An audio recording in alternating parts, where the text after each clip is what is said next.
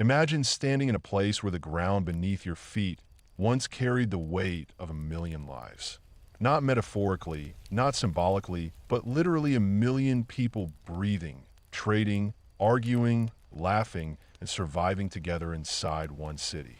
Marble towers catching the Mediterranean sun, fountains singing at every corner, roads so perfectly cut that carts rolled across them like water. This wasn't a dream. This wasn't a legend. This was Rome at its peak. And yet, just a few centuries later, you could walk those same streets and hear nothing but wind, weeds, and the distant cry of animals wandering through temples that once ruled the world. That's the part that should make your skin crawl. Because Rome didn't fall in one night. It didn't burn into ash like a movie scene. It emptied, slowly, quietly, like the city itself was being drained of life, one household at a time. By the 5th century, a place that once controlled the fate of continents had shrunk to barely 30,000 people, living among broken columns and collapsing walls, scavenging stone from their own past just to survive. And Rome wasn't special in this way. It wasn't alone. Across an empire stretching from the fog of Britain to the sands of the Sahara, cities that had thrived for hundreds of years began to fade. Not villages, not outposts, real cities, places with theaters, public baths, libraries, sewage systems, markets overflowing with goods from the edge of the known world. Londinium, Lutetia, Trier, Antioch, Carthage, names that once meant power, wealth, order. Names that would later mean ruins. Here's what makes this terrifying when you really think about it. These cities weren't accidents. They weren't lucky flukes. They were the most advanced urban system humanity had ever built up to that point. Rome solved problems that wouldn't be solved again for more than 1,000 years. Clean water delivered from mountains miles away. Heated floors in winter. Apartment buildings with plumbing. Streets lit at night. A trade network so vast that silk from China and spices from India could end up on dinner tables in Northern Europe. This wasn't primitive civilization. This was a machine, and machines don't just disappear unless something goes terribly wrong. Walk with me, just for a moment, into Rome around the year 400 AD. The Forum isn't a postcard ruin yet. It's alive. Imagine something like Times Square, Wall Street, and a government district fused into one enormous space. Massive basilicas rising several stories high, their walls carved with scenes of victories, gods, laws, and power. Merchants shouting prices in languages you don't even recognize anymore. The sound of iron on stone, sandals on marble, fountains splashing nonstop because water is so abundant no one even thinks about it. Aqueducts stretch across the landscape like stone rivers in the sky, delivering hundreds of millions of gallons of fresh water every single day. And Rome wasn't unique. That's the part most people miss. This wasn't a miracle city. It was a template. You could travel thousands of miles and find the same logic everywhere. Straight roads crossing at perfect angles. A central forum, public baths, amphitheaters, drainage systems, defensive walls built by military engineers who understood warfare down to terrifying detail.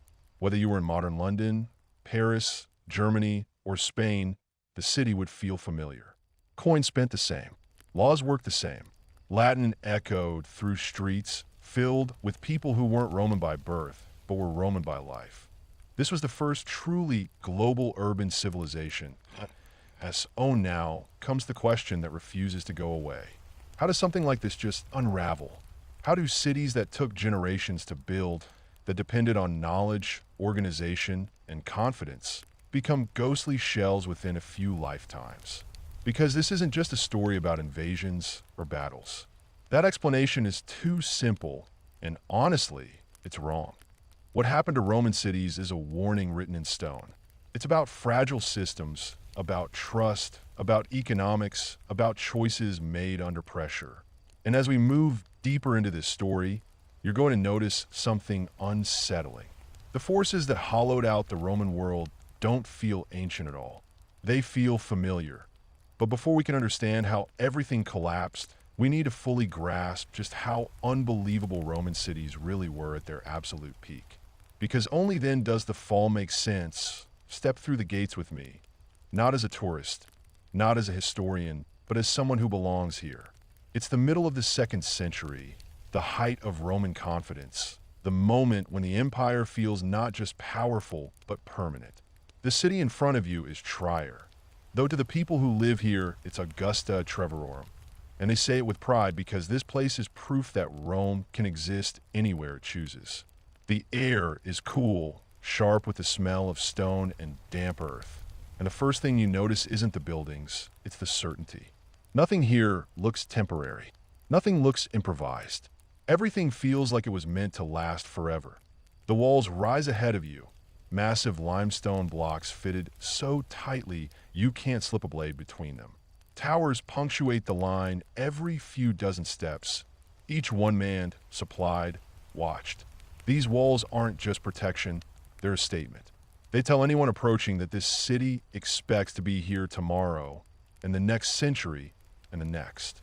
When you pass through the Great Gate, the Porta Nigra, the noise hits you like a wave. Hooves on stone, wheels rumbling, voices overlapping in Latin, Greek, Celtic accents, Germanic tongues. Somewhere metal rings against metal. Somewhere else someone is laughing. This is not a quiet place. This is a living machine. The street beneath your feet is smooth stone, worn slightly in the center where generations of carts have passed. Grooves guide wheels naturally, keeping traffic flowing. On either side, shops open directly onto the road. No glass windows, no separation between public and private life. A baker slides loaves from an oven still glowing from the night before. The smell is rich, warm, comforting. A few steps later, a cloth merchant shakes out dyed wool, reds and purples so vivid they almost hurt your eyes. Further down, a metalworker hammers a blade into shape, sparks flying, sweat cutting clean lines through dust on his arms. Look up. That's the part people forget. Roman cities weren't low. They rose. Apartment buildings stretched 3, 4, sometimes 5 stories high, balconies jutting out over the street. Laundry hangs between windows. Children lean over railings, shouting down at friends below. Water trickles constantly from pipes running along walls, feeding fountains, baths, kitchens. You can hear it everywhere if you listen closely, the sound of water moving through the city like blood through veins. And water is everywhere because Rome mastered it. Aqueducts carry fresh mountain water across valleys and hills with gradients so precise they still astonish engineers today. No bumps, no magic, just gravity, stone, and patience. Trier alone is fed by systems stretching miles into the countryside, bringing water not just for drinking, but for bathing, cleaning, industry, and pleasure. Public fountains are so common, no one guards them. You don't line up for water here. You expect it. Turn down a side street and the smell changes. This is the residential quarter. The wealthy live in domus, private houses organized around courtyards open to the sky. Sunlight pours down onto mosaic floors depicting gods, heroes, hunting scenes, jokes hidden in stone. Heated floors keep rooms warm even in winter. Hot air circulating beneath tiles through a hypocaust system that turns fire into comfort. Slaves move quietly through halls carrying trays, sweeping floors, keeping everything running. This life is ordered, hierarchical, efficient. It runs on human labor and no one pretends otherwise. But step a little further and you're in the insulae, the apartment buildings where most people live. These are not slums. Not yet. The lower floors are solid, with shops opening onto the street. Above them, families crowd into rented rooms, cooking, sleeping, arguing, loving. There's noise here, constant noise, but also connection. People know each other. They share water sources, latrines, gossip. They complain about prices, about taxes, about officials, about neighbors. Urban life is messy, but it's vibrant. And then there are the baths. Walk toward them, and you'll feel the heat before you see the steam. The imperial baths of Trier cover acres, enormous complexes of brick and stone, arches soaring overhead. Inside, the city relaxes. This is where everyone comes, rich and poor, citizen and foreigner, to soak, sweat, socialize. Men argue politics in the warm rooms. Merchants whisper deals in the steam. Athletes oil their bodies before exercise. Massage tables line the walls. Food vendors wander through calling out snacks. This isn't hygiene. This is community. Think about what that means. In a world without electricity, without modern medicine, without industrial production, tens of thousands of people gather daily in heated buildings filled with water brought from distant mountains, all maintained by public funds and civic pride. This level of organization requires trust. It requires belief that tomorrow will look like today and next year will look like tomorrow. Rome runs on confidence as much as stone. Follow the main street. The Cardo Maximus, straight as an arrow, wide enough for wagons to pass without slowing. This isn't accidental. Roman cities are built on geometry, on order imposed on a landscape. At the center, the Forum opens up a vast public space surrounded by basilicas, temples, administrative buildings. This is where law is practiced, contracts signed, announcements made. Notice the inscriptions carved everywhere, names of donors, magistrates, benefactors. This city is proud of who built it and who maintains it. Wealth here isn't hidden. It's displayed, immortalized in stone. And the people, that's the most astonishing part. Look around. A merchant from Syria arguing prices with a local Gallic trader. A retired legionary from Spain drinking wine beside a craftsman whose grandfather never saw a Roman before conquest. Tombstones tell the story clearly. Names from Africa, the Levant, Britain, Germania, all buried here, all calling this place home. This is not a monoculture. This is a network node in a global system. Goods flow through Trier constantly. Wine from Italy, olive oil from Spain, pottery from Gaul, glassware from the Eastern Mediterranean, amber from the north, spices that traveled farther than most people ever will. Coins change hands, so often they're worn smooth, but everyone accepts them without question. Roman money is trusted. Roman law is trusted. Roman roads are trusted. A merchant can plan a journey years in advance and expect the system to hold. And that system is vast. Roads radiate from the city like arteries, connecting Trier to Cologne, to Lyon, to Rome itself. Mile markers tell you exactly where you are. Way stations provide food, lodging, fresh horses. Couriers move faster than you think possible, carrying messages across the empire with a reliability that medieval kings would envy centuries later. Information moves. Orders move. Goods move. The empire breathes. Entertainment is everywhere too. The amphitheater rises just beyond the residential districts, carved partly into a hillside, seating tens of thousands. On games days, the city pulses with anticipation. Vendors sell food. Children climb walls for better views. Inside, gladiators fight, animals roar, crowds shout themselves hoarse. This isn't just spectacle. It's social glue. It reminds everyone that they are part of something bigger, something powerful. Education thrives quietly in the background. Schools teach reading, writing, rhetoric. Libraries house scrolls copied and recopied by hand. Knowledge circulates. A student in Trier studies the same authors as one in Rome or Alexandria. Ideas spread along the same roads as goods. This is how culture becomes empire. Now pause for a second and really absorb this. None of this is fragile on the surface. Nothing here feels like it's about to fail. The population is growing. Trade is expanding. Construction continues. New baths, new roads, new buildings. The city council plans projects decades ahead. Engineers build aqueducts meant to serve great-grandchildren not yet born.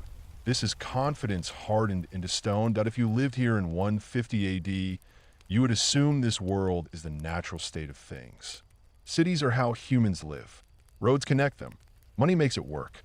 The empire might change emperors, but the system endures. That belief is everywhere, in the way buildings are over-engineered, in the way infrastructure is maintained, in the way people invest their lives into urban existence. And that belief is the most important thing of all. Because Rome's cities are not just physical structures. They are agreements. Agreements that taxes will be collected, that soldiers will be paid, that roads will be patrolled, that money will hold value. that tomorrow will function. Everything you see around you depends on those assumptions holding true.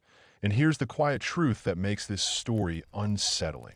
No one standing in Trier at its peak could imagine that within a few generations, parts of this city would be abandoned, stones ripped from public buildings to patch farm walls, bats cold and silent, roads still there, but leading to nowhere. Not because of one disaster, but because the invisible systems beneath the stone would begin to crack. But we're not there yet. Not yet. For now, the city glows with life. The empire hums. The miracle is real. And to understand why it all collapses, we have to go deeper into the engine that powers everything you just walked through. The economic machine so vast and so efficient that it made this world possible, and so delicate that once it began to fail, cities had no way to survive. Till you understand why Roman cities emptied, you first have to understand something that almost no one ever explains properly. Roman cities didn't survive because they were beautiful or advanced or powerful. They survived because an invisible machine fed them every single day. A machine made of roads, money, contracts, trust, soldiers, grain ships, tax collectors, and human expectation. As long as that machine kept moving, cities thrived. The moment it slowed, cities began to suffocate. Picture a man named Marcus, not an emperor, not a general, just a merchant. Men like him are the true heartbeat of the Roman world. It's the late 2nd century, and Marcus lives in Aquileia, a port city near the Adriatic. From his villa, he can smell salt air mixed with smoke from workshops and hear ships creaking in the harbor. He doesn't think of himself as extraordinary. He thinks of himself as practical. And yet, what he does would be impossible in almost any other ancient civilization. Marcus receives news that textile workshops in Alexandria are desperate for high-quality wool. Prices are rising. Demand is guaranteed. Without hesitation, Marcus begins planning a trade route that stretches across half the known world. Wool from northern Britain will be purchased months in advance. Contracts are written. Payments are secured through Roman bankers. The wool travels by road to Londinium, by river to the coast, across the Channel, down through Gaul, transferred again, shipped across the Mediterranean, and finally unloaded in Egypt. The entire journey takes years, and Marcus is confident it will work. That confidence is everything. Marcus doesn't worry about whether his contracts will be enforced. Roman law follows him everywhere. He doesn't worry about changing currencies or local rulers refusing payment. Roman coins are accepted across the empire. He doesn't worry about roads vanishing into wilderness or bandits overrunning trade routes. Roman soldiers patrol them. He doesn't worry about communication. The imperial postal system moves messages faster than anything Europe will see again for more than 1,000 years. This is what people miss when they talk about Rome. The empire wasn't just land and legions. It was predictability. And predictability is the most valuable resource any economy can have. The scale of this system is hard to grasp. Tens of millions of tons of goods move annually. Grain from Egypt feeds Rome itself. Olive oil from Spain fills amphories stacked so high they form artificial hills. Wine from Gaul flows into Germany and Britain. Pottery styles spread so uniformly that archaeologists today can date layers of soil by broken shards alone. Cities don't just consume this flow. They organize it. They process it. They profit from it. Roman cities are factories as much as marketplaces. Glass workshops glow day and night. Metal foundries produce tools, weapons, fittings. Textile mills spin wool and linen for export. Tanneries process hides. Every city specializes just enough to trade efficiently with others. This is an urban network, not isolated hubs. And beneath all of it lies money. Roman money isn't just metal. It's trust stamped into silver. For centuries, the denarius holds steady. Merchants don't weigh it every time. Soldiers accept it without question. Taxes are assessed in it. Prices make sense. A loaf of bread costs what a loaf of bread cost yesterday. This stability allows planning. Planning allows investment. Investment allows cities to grow beyond subsistence. Banks operate openly. Deposits are made in one city and withdrawn in another. Letters of credit replace the need to transport heavy coinage across dangerous routes. Insurance contracts protect ships against storms and pirates. Business partnerships span generations, surviving the deaths of their founders.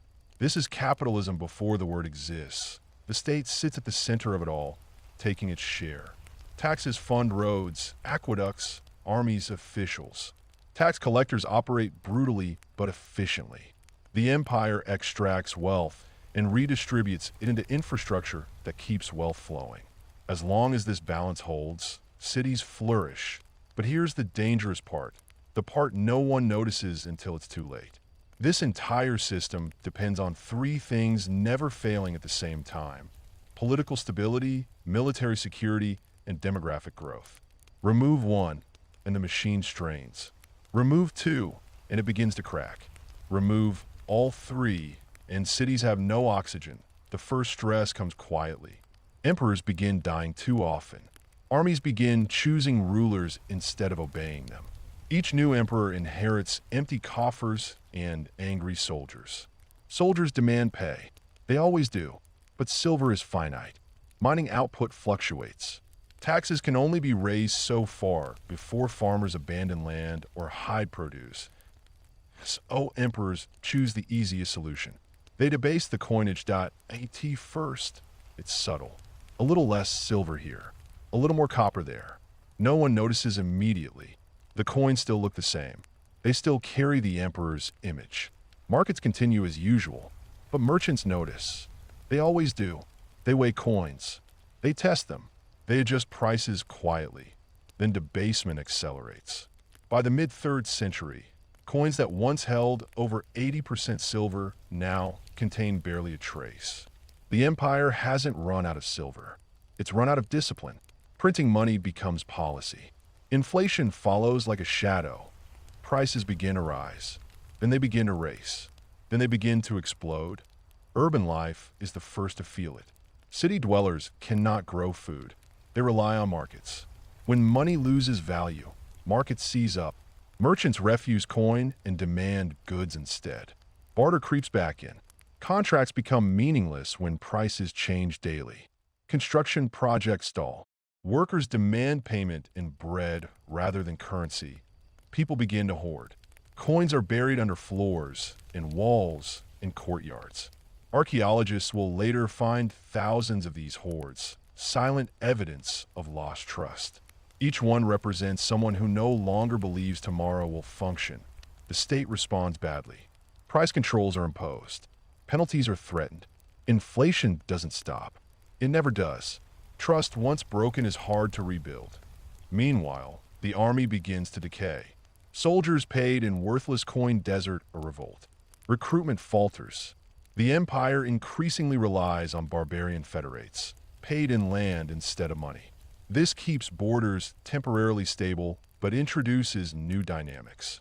Land granted to soldiers is land removed from the tax base. Fewer taxes mean less revenue. Less revenue means more debasement.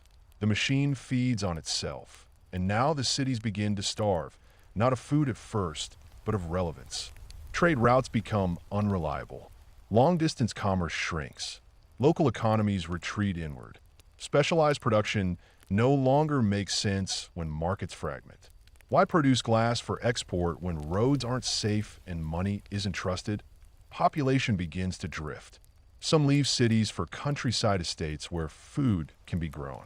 Others leave because opportunity dries up. Empty houses appear. Baths close sections. Streets are no longer repaired promptly. None of this feels like collapse when it happens. It feels like inconvenience, like decline, like something temporary. Then pressure arrives from the outside. Not as invasion at first, but as movement. Entire peoples displaced by forces far beyond Rome's control. The Huns push west. Germanic tribes seek refuge inside imperial borders. They aren't trying to destroy Rome. They want in. They want food, safety land. The empire, already strained, mismanages them catastrophically. Refugees become rebels. Allies become enemies. But even now, cities are not burned in mass. That's the myth. The real damage happens in fields, granaries, tax offices. When countryside stops feeding cities, cities hollow out. Rome itself is sacked, yes, but the sack is almost symbolic compared to the slow death happening everywhere else. A city can survive a sack. It cannot survive economic irrelevance. And here's the cruel irony. Many barbarian rulers genuinely try to preserve Roman cities. They repair aqueducts. They maintain walls. They understand cities' equal power. But they inherit ruins without the system that built them. You cannot maintain Roman infrastructure on post-Roman revenue. The math doesn't work. As trade collapses, money fades, and administration fragments, people begin to rethink everything. For centuries, Romans believed cities were civilization. Now cities feel fragile, expensive, stressful, unsafe. And something else is rising, quietly offering an alternative, a different way to live, a different idea of success, a different definition of meaning. People begin walking away from cities, not just because they must, but because they want to. That is the final blow. When belief dies, stone follows. To understand why Roman cities emptied, you first have to understand something that almost no one ever explains properly. Roman cities didn't survive because they were beautiful or advanced or powerful. They survived because an invisible machine fed them every single day. A machine made of roads, money, contracts, trust, soldiers, grain ships, tax collectors, and human expectation. As long as that machine kept moving, cities thrived. The moment it slowed, cities began to suffocate. Picture a man named Marcus, not an emperor, not a general, just a merchant. Men like him are the true heartbeat of the Roman world.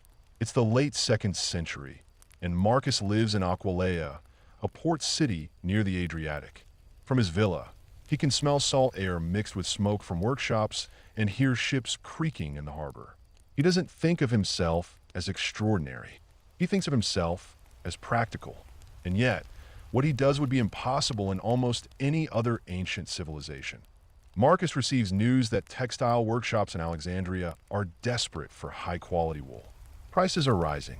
Demand is guaranteed. Without hesitation, Marcus begins planning a trade route that stretches across half the known world. Wool from northern Britain will be purchased months in advance. Contracts are written. Payments are secured through Roman bankers. The wool travels by road to Londinium, by river to the coast, across the Channel, down through Gaul, transferred again, shipped across the Mediterranean, and finally unloaded in Egypt. The entire journey takes years, and Marcus is confident it will work. That confidence is everything. Marcus doesn't worry about whether his contracts will be enforced. Roman law follows him everywhere. He doesn't worry about changing currencies or local rulers refusing payment. Roman coins are accepted across the empire. He doesn't worry about roads vanishing into wilderness or bandits overrunning trade routes. Roman soldiers patrol them. He doesn't worry about communication. The imperial postal system moves messages faster than anything Europe will see again for more than 1,000 years. This is what people miss when they talk about Rome. The empire wasn't just land and legions. It was predictability. And predictability is the most valuable resource any economy can have. The scale of this system is hard to grasp. Tens of millions of tons of goods move annually. Grain from Egypt feeds Rome itself. Olive oil from Spain fills amphorae stacked so high they form artificial hills. Wine from Gaul flows into Germany and Britain. Pottery styles spread so uniformly that archaeologists today can date layers of soil by broken shards alone. Cities don't just consume this flow. They organize it. They process it. They profit from it. Roman cities are factories as much as marketplaces. Glass workshops glow day and night. Metal foundries produce tools, weapons, fittings. Textile mills spin wool and linen for export. Tanneries process hides. Every city specializes just enough to trade efficiently with others. This is an urban network, not isolated hubs, and beneath all of it lies money. Roman money isn't just metal. It's trust stamped into silver. For centuries, the denarius holds steady. Merchants don't weigh it every time. Soldiers accept it without question. Taxes are assessed in it. Prices make sense. A loaf of bread costs what a loaf of bread cost yesterday. This stability allows planning. Planning allows investment. Investment allows cities to grow beyond subsistence. Banks operate openly. Deposits are made in one city and withdrawn in another. Letters of credit replace the need to transport heavy coinage across dangerous routes. Insurance contracts protect ships against storms and pirates. Business partnerships span generations, surviving the deaths of their founders. This is capitalism before the word exists. The state sits at the center of it all, taking its share. Taxes fund roads, aqueducts, armies of officials. Tax collectors operate brutally but efficiently. The empire extracts wealth and redistributes it into infrastructure that keeps wealth flowing. As long as this balance holds, cities flourish. But here's the dangerous part, the part no one notices until it's too late. This entire system depends on three things never failing at the same time: political stability, military security, and demographic growth. Remove one, and the machine strains. Remove two, and it begins to crack. Remove all three, and cities have no oxygen. The first stress comes quietly. Emperors begin dying too often. Armies begin choosing rulers instead of obeying them. Each new emperor inherits empty coffers and angry soldiers. Soldiers demand pay. They always do. But silver is finite. Mining output fluctuates. Taxes can only be raised so far before farmers abandon land or hide produce. So emperors choose the easiest solution. They debase the coinage .at first. It's subtle. A little less silver here. A little more copper there. No one notices immediately. The coins still look the same. They still carry the emperor's image. Markets continue as usual. But merchants notice. They always do. They weigh coins. They test them. They adjust prices quietly. Then debasement accelerates. By the mid-3rd century, coins that once held over 80% silver now contain barely a trace. The empire hasn't run out of silver. It's run out of discipline. Printing money becomes policy. Inflation follows like a shadow. Prices begin to rise. Then they begin to race. Then they begin to explode. Urban life is the first to feel it. City dwellers cannot grow food. They rely on markets. When money loses value, markets seize up. Merchants refuse coin and demand goods instead. Barter creeps back in. Contracts become meaningless when prices change daily. Construction projects stall. Workers demand payment in bread rather than currency. People begin to hoard. Coins are buried under floors, in walls, in courtyards. Archaeologists will later find thousands of these hoards, silent evidence of lost trust. Each one represents someone who no longer believes tomorrow will function. The state responds badly. Price controls are imposed. Penalties are threatened. Inflation doesn't stop. It never does. Trust once broken is hard to rebuild. Meanwhile, the army begins to decay. Soldiers paid in worthless coin desert or revolt. Recruitment falters. The empire increasingly relies on barbarian federates, paid in land instead of money. This keeps borders temporarily stable, but introduces new dynamics. Land granted to soldiers is land removed from the tax base. Fewer taxes mean less revenue. Less revenue means more debasement. The machine feeds on itself, and now the cities begin to starve, not of food at first, but of relevance. Trade routes become unreliable. Long-distance commerce shrinks. Local economies retreat inward. Specialized production no longer makes sense when markets fragment. Why produce glass for export when roads aren't safe and money isn't trusted? Population begins to drift. Some leave cities for countryside estates where food can be grown.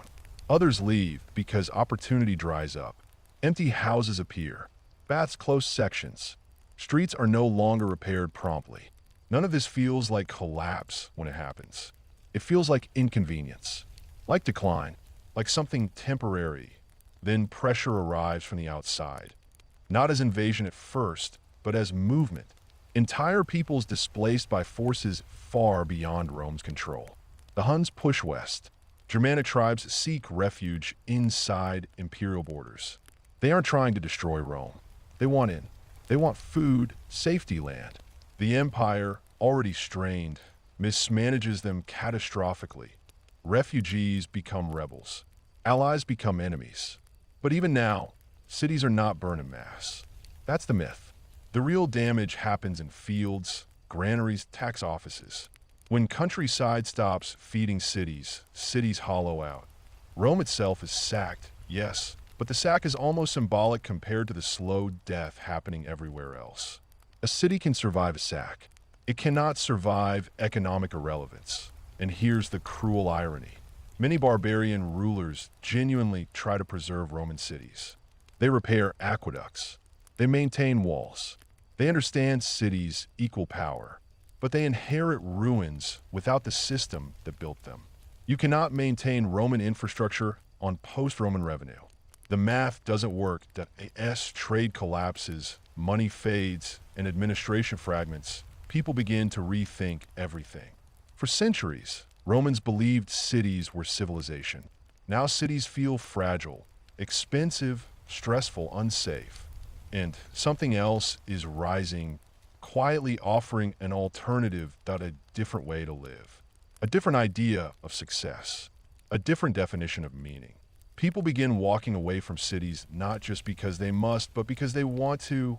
When Romans emotionally and spiritually turn away from city life itself, that'd be why the late 4th century, something strange was happening on the Roman roads. They were still busy, still worn smooth by centuries of traffic, still lined with milestones and way stations. But the people walking them had changed. Fewer merchants calculating profit, fewer officials rushing to posts, fewer wagons stacked with goods. Instead, you'd see solitary figures traveling light, heads bowed, sandals worn thin, carrying no cargo at all. They weren't heading towards cities. They were leaving them behind. For 1,000 years, Romans had believed one thing as deeply as they believed gravity existed. Cities were civilization. To live in a city was to be human. To leave one was to become something less. Forests were for barbarians. Fields were for peasants. Cities were where law, culture, religion, and identity lived. Every Roman child absorbed this idea without being taught it.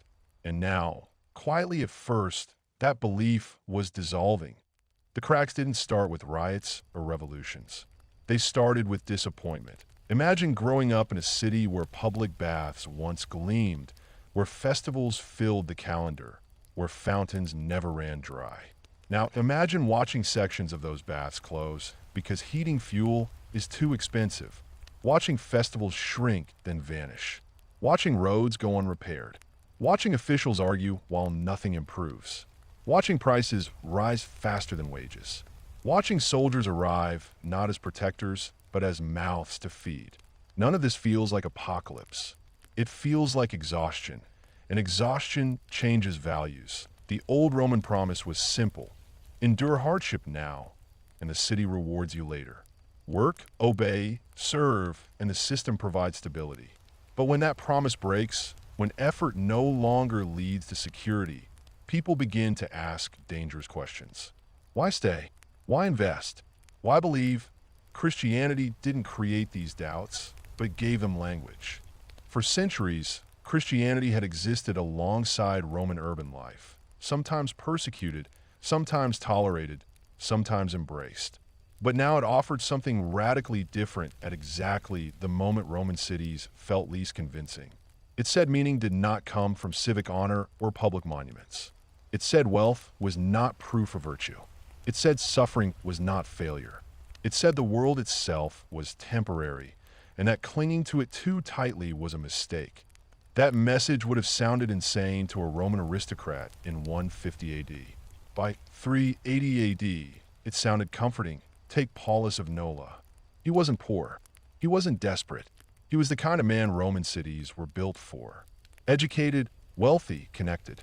He owned estates, villas, servants. He had access to power. And then he walked away from it all. Not secretly, publicly, deliberately. He sold his properties, gave away his wealth, and moved into a Christian community where his days were spent in prayer, labor, and service. The shock wasn't that a man became religious. Romans had always been religious. The shock was that he rejected the city itself as the center of a good life. And Paulus wasn't alone. Across Gaul, Italy, North Africa, and the eastern provinces, wealthy families were doing the unthinkable, funding monasteries instead of baths, donating land instead of sponsoring games, retreating from civic office instead of competing for it. The inscriptions that once celebrated urban benefactors disappear from the archaeological record, not because generosity vanished, but because generosity changed direction. Monasteries multiplied. At first, they were small, experimental communities on the margins.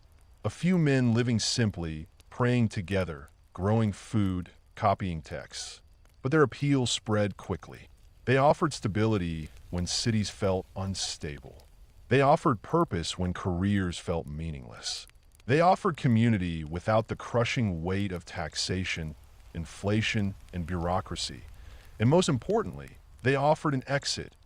Urban life had always demanded participation. Taxes, service, loyalty, competition, status. Monastic life demanded surrender instead. You gave up ambition, and in return, you were freed from anxiety. You no longer needed the city to function. You no longer needed money to hold value. You no longer needed the empire to endure. This was not a rejection born of weakness.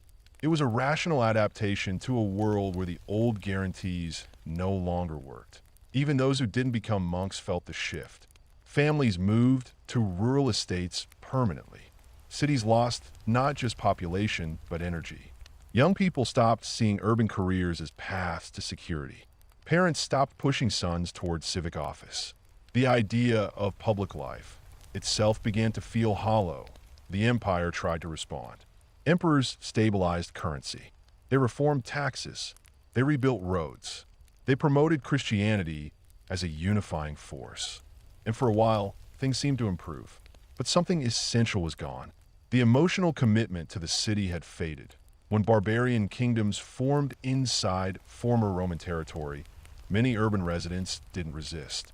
Not because they loved the new rulers, but because the city no longer felt worth fighting for. If the baths are cold, the market's empty, the money unreliable, and the future uncertain, what exactly are you defending? And here's the part that feels unsettling when you think about it deeply. The abandonment of Roman cities wasn't driven purely by collapse. It was driven by choice. Millions of small choices made by ordinary people adapting to new realities. Leaving one neighborhood, not repairing one building, not reopening one workshop, choosing prayer over politics, choosing land over stone, choosing survival over prestige. Archaeology shows this clearly. Cities don't vanish overnight. They shrink, neighborhood by neighborhood, street by street. Public buildings are stripped for stone. Forums become grazing land. Amphitheaters become fortresses, then quarries. The heart of the city keeps beating long after the limbs have gone numb.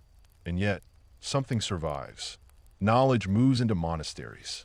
Roads remain under grass. Legal ideas persist in fragments. Roman identity transforms rather than disappears. The world that replaces Rome is not empty. It is different, but make no mistake. The Roman urban experiment ends here. The idea that hundreds of thousands of people could live together, supported by vast trade networks and complex administration, will not return in Europe for centuries. Medieval cities will rise, but smaller, poorer, slower, more fragile. The memory of Rome will feel like myth. And that is the true end of the story of Roman cities. Not fire, not conquest, not one dramatic fall, but a long, quiet realization that the old way of living no longer made sense. Somewhere outside the walls of Trier, in what is now Western Germany, a woman named Livia wakes before sunrise. She is not noble. She is not poor. She belongs to the kind of family that once defined Roman stability.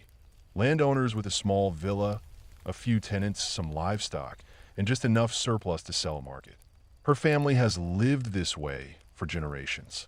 Her grandparents remembered when Trier was one of the great cities of the north. Imperial residence, mint, court, spectacle. Livia remembers something different. She remembers when the city gates began closing earlier in the evenings, when guards stopped being paid regularly, when rumors replaced news. She remembers her father returning from the city one day, silent, carrying fewer coins than expected, saying only that the tax office was confused. She didn't know what that meant at the time. She would learn. The confusion wasn't clerical. It was systemic. Officials no longer knew what money was worth. Farmers no longer knew how much they owed. Soldiers no longer trusted payment promises. So everything became negotiable, and negotiation favors power.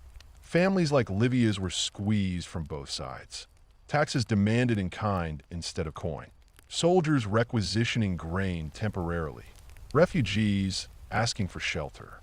Local strongmen offering protection for a price. None of this looks like collapse when you're inside it.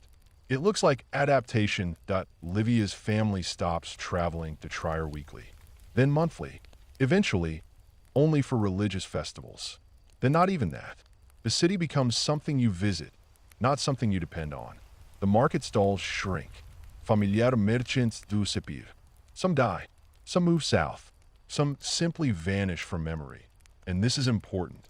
No one tells Livia Rome is falling. There is no announcement. No final decree. No universale awareness. Life just becomes more local, more cautious, smaller. Years later, when her son is grown, he will not speak Latin the way she does. His vocabulary will be simpler, more rural. He will know prayers better than laws. He will understand land boundaries better than imperial geography. And he will not miss what he never had. This is how civilizations actually end. Now let's pull back for a moment, because Rome is not alone in this story. Something eerily similar happened centuries later in the Abbasid Caliphate. Baghdad, once the most advanced city on earth, full of scholars, hospitals, engineers, and markets spanning continents, does not disappear in a single blaze of destruction. Even the Mongol sack, horrific as it is, only accelerates a process already underway. Long before that, canals clog, tax systems fracture, regional powers assert autonomy, trade routes shift, knowledge survives, but moves elsewhere. Cairo, Damascus, Samarkand, cities don't die, they migrate. Back in the Roman world, another story unfolds along the coast of North Africa. In Carthage, a shipbuilder named Hanno. Yes, Romans still use old names, faces a choice. His family has built merchant vessels for generations. Once, contracts came from across the Mediterranean. Grain ships, oil carriers, military transports. Now orders are irregular. What is harder to source? Insurance is impossible. One storm can ruin everything. Hanno hears rumors of new opportunity inland. Large estates are fortifying themselves. Landowners want storage buildings, walls, presses. They don't need ships. They need permanence. Hanno sells his tools. He dismantles part of his own shipyard. He moves inland. His sons will not be sailors. They will be builders for a world turning its back on the sea. Again, adaptation, not collapse. And here's where the psychology really shifts. When the Ostrogoths rule Italy, or the Visigoths rule Gaul, or the Franks expand northward, many Roman cities actually stabilize for a time. Not return to greatness, but stabilize. New rulers need cities. They need taxes, craftsmen, legitimacy. They keep Roman administrators. They issue laws in Latin. They preserve bishops, but they cannot resurrect the old machine. Long-distance trade remains thin.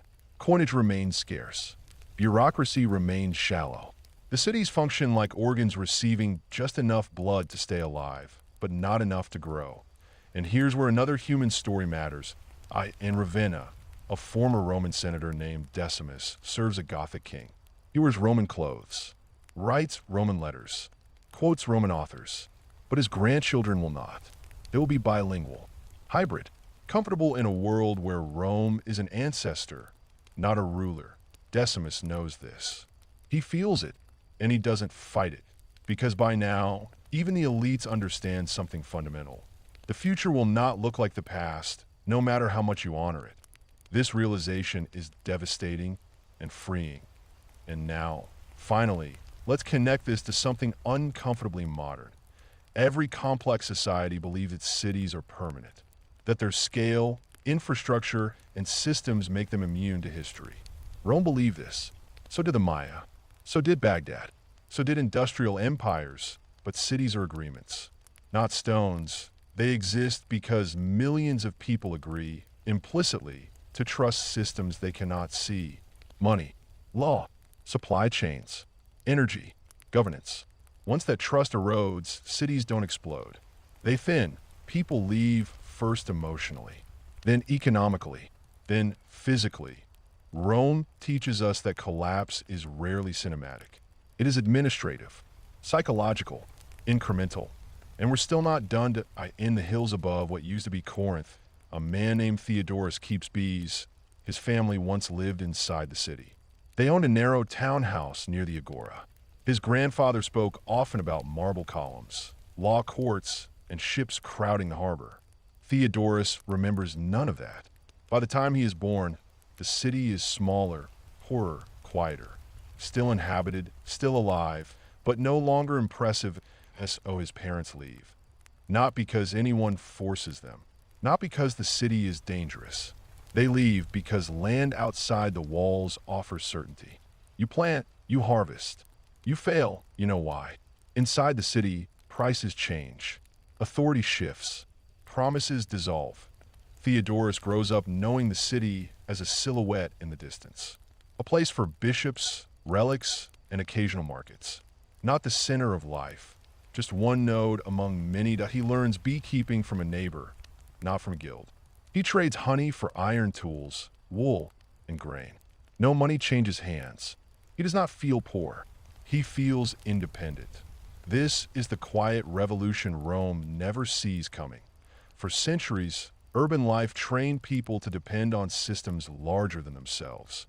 Now people relearn self-reliance, not as ideology, but as survival skill.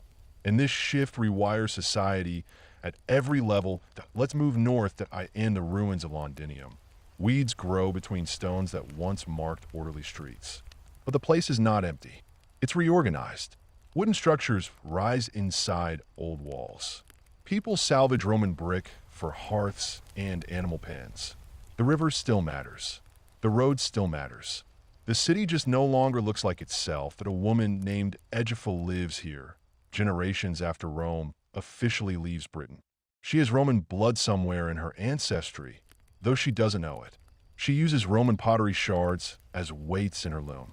She walks on Roman roads without knowing who built them. She hears stories of giants who raised stone walls long ago. For her, Rome is not history. It is landscape. And this is crucial. Collapse does not erase the past. It buries it under daily life. Now let's jump east again in Antioch. Earthquakes and war reduce population drastically. Entire neighborhoods vanish. But Antioch never truly dies. It becomes a religious center, then a provincial city, then a border town. Each phase smaller than the last, but continuous, that a scribe named Matthias copies sermons instead of legal codes. His grandfather copied tax registers. Matthias has never seen one. He wouldn't know what to do with it if he did. Knowledge narrows. Not because minds shrink, but because incentives do. You study what feeds you. And now, something subtle happens to time itself. Romans once dated everything precisely. Consuls, reigns, years since the founding of the city. Now people date events by memory. Before the Great Frost, after the famine, in the year the bishop died. Time becomes local, elastic, human. This is not ignorance. It is adaptation to a world where central authority no longer synchronizes experience.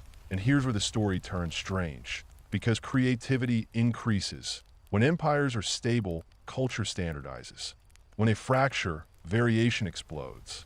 Languages diverge. Customs localize. Law becomes custom. Identity multiplies. Latin doesn't vanish, it mutates. In one valley, it becomes early French. In another, Italian. In another, Spanish. No one chooses this. It just happens when teachers disappear and children learn from parents instead of schools. Rome's unity dies, but its DNA spreads everywhere. Now let's talk about fear, because fear changes behavior more than ideology ever could. For centuries, fear came from outside. Invasion, rebellion, barbarian attack. Now fear is ambiguous. Will the harvest fail? Will soldiers arrive? Will the Lord demand more? Will the roads still be safe next year? This kind of uncertainty produces conservatism. Not political, behavioral.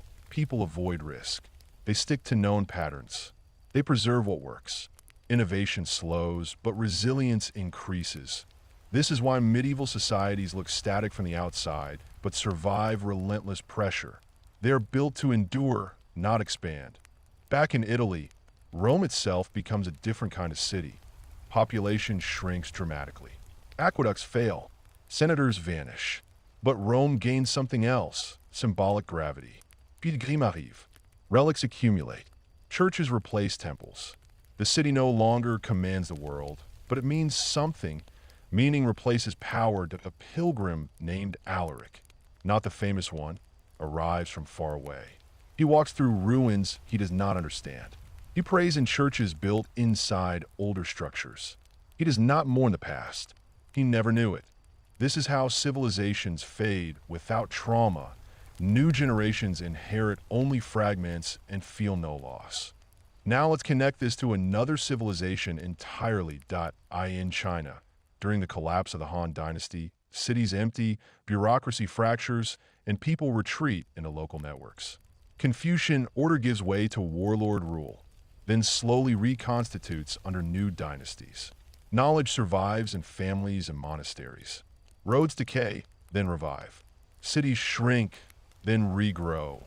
Collapse, there is not an end. It is a phase. Rome never gets its immediate revival. But it doesn't need one to matter, because its structures, legal ideas, urban layouts, religious institutions, become scaffolding for future worlds. Now let's return to Europe. Centuries later, a medieval town rises on Roman foundations. The inhabitants don't know why the streets curve oddly, or why some stones are impossibly large. They reuse them anyway. Roman sewers still drain rainwater. Roman bridges still carry carts. The past functions without being understood. And that might be Rome's greatest legacy. Now pause for a moment and consider this. At no point does anyone vote to end Rome. At no point does anyone decide cities are obsolete. At no point does civilization agree to downgrade itself. It just drifts, driven by millions of rational choices made under pressure. And that's the most unsettling lesson of all, because it means collapse doesn't require villains that IT doesn't require. Catastrophe that IT doesn't require stupidity, that IT only requires systems that stop rewarding participation. And people respond accordingly to in a village built among the ruins of an old Roman town in Hispania. An old man named Lucinus tells stories to children in the evenings. He sits on a block of dressed stone that once formed part of a temple wall. The stone is warm from the day's sun. He does not know what the building was. He only knows the stone has always been there. Lucinus tells the children that giants lived here once, that they built roads so straight they angered the gods, that they thought stone could last forever. The children listen wide-eyed, not because the stories feel historical, but because they feel mythic. Lucinus himself is not lying. He is translating memory into something that still makes sense. This is one of the final stages of a civilization's transformation, when history becomes legend while descendants of that history still breathe. A century earlier, Lucinus's grandfather would have called himself Roman without hesitation. Lucinus does not. He calls himself Christian, or a farmer, or a subject of a local lord. Roman is a word he associates with ruins and stories, not identity, and yet everything around him is Roman. The fields are measured using Roman boundaries. The village church faces east using Roman surveying principles. The law the Lord enforces is a hybrid of Roman custom and local tradition. Even the calendar is Roman at its core. Rome is gone, but it is everywhere. Now let's move east again, where the transformation takes a different shape. In Constantinople, the city still calls itself Roman. Officials still write laws. Coins still circulate. Emperors still rule. But even here, the meaning of city is changing. neighborhoods grow inward. Grandeur concentrates around the palace and major churches. Peripheral districts thin out. Entire quarters become gardens or pasture. The city survives by contracting, like a living organism shedding non-essential tissue that a dock worker named Stefanos notices fewer ships each year. Not none, just fewer. Cargoes are smaller. Journeys are riskier. But Constantinople adapts. It always has. This matters because it shows something crucial. Collapse is not uniform. Some regions hollow out. Others endure. Some transform into something else entirely. This unevenness creates the illusion, later, that Rome fell suddenly, because when memory compresses centuries, gradual change looks like rupture. Now let's follow a single object across time that a Roman road begins in northern Italy and runs through the Alps into Gaul. It is well engineered, stone layered on stone, drainage channels cut with care. For centuries, armies, merchants, messengers use it daily. After the empire weakens, traffic slows. Milestones fall. Bridges are no longer repaired immediately, but the road remains the best way through the mountains. So people keep using it. Traders with pack animals, pilgrims, refugees, local lords moving between estates, later knights, later still wagons, much later postal routes. The road outlives the civilization that built it by more than 1,000 years. This is how Rome truly survives, not as an idea, but as infrastructure embedded into geography. And now consider this. How many modern systems feel permanent because we assume someone will always maintain them? Romans assumed the same. Now let's return to human lives that in a small fortified town in what used to be Pannonia, a woman named Ilona keeps accounts. Not on parchment, but in her head. She knows who owes grain, who owes labor, who can be trusted, who cannot. Once, this would have been written down, verified, taxed. Now it is personal knowledge. If Ilona dies, the system breaks. This is fragile, but also efficient. Local systems replace imperial ones. They are smaller, faster, and more vulnerable. But they work for the scale they serve. Empires optimize for reach, post-imperial societies optimize for survival. Now let's talk about violence again, but differently. When people imagine Rome's end, they imagine cities burning. But most Roman cities die from maintenance failure. Roofs leak, walls crumble, pipes clog, floors sink that once public buildings become unsafe. Repair requires coordination, surplus, authority, and trust. When those vanish, buildings decay, even without a single blow struck, that a basilica collapses in an earthquake and is never rebuilt. Not because people don't care, but because no one can agree who should pay. This kind of decay is invisible in stories, but devastating in reality. Now connect this to another civilization, to in Angkor, the Great Khmer capital. Water systems fail after centuries of maintenance. Canals clog. Reservoirs crack. The city does not burn. It empties. People drift towards smaller, more reliable settlements. The jungle moves in. Sound familiar? Back in Europe, something similar happens with identity. Under Rome, identity was layered. Family, city, province, empire. After Rome, layers peel away. What remains is what can be enforced or felt daily. Faith becomes central, not just spiritually, but socially. The church provides records, arbitration, education, charity. It becomes the most reliable institution left. This is not accidental. Institutions that survive collapse are the ones that do not depend on growth. Now let's follow a family line across generations that a Roman veteran settles on land in Gaul. His son becomes a landowner. His grandson becomes a local protector. His great-grandson becomes a lord. His great-great-grandson becomes a count. At no point does anyone say, "We are no longer Roman." They just adapt roles to changing realities. Titles shift. Language shifts. Authority localizes. Continuity hides inside transformation. Now let's slow down even more. Imagine waking up every day in a world where roads still exist, but fewer people use them. Laws still exist, but enforcement is uneven. Cities still exist, but feel optional.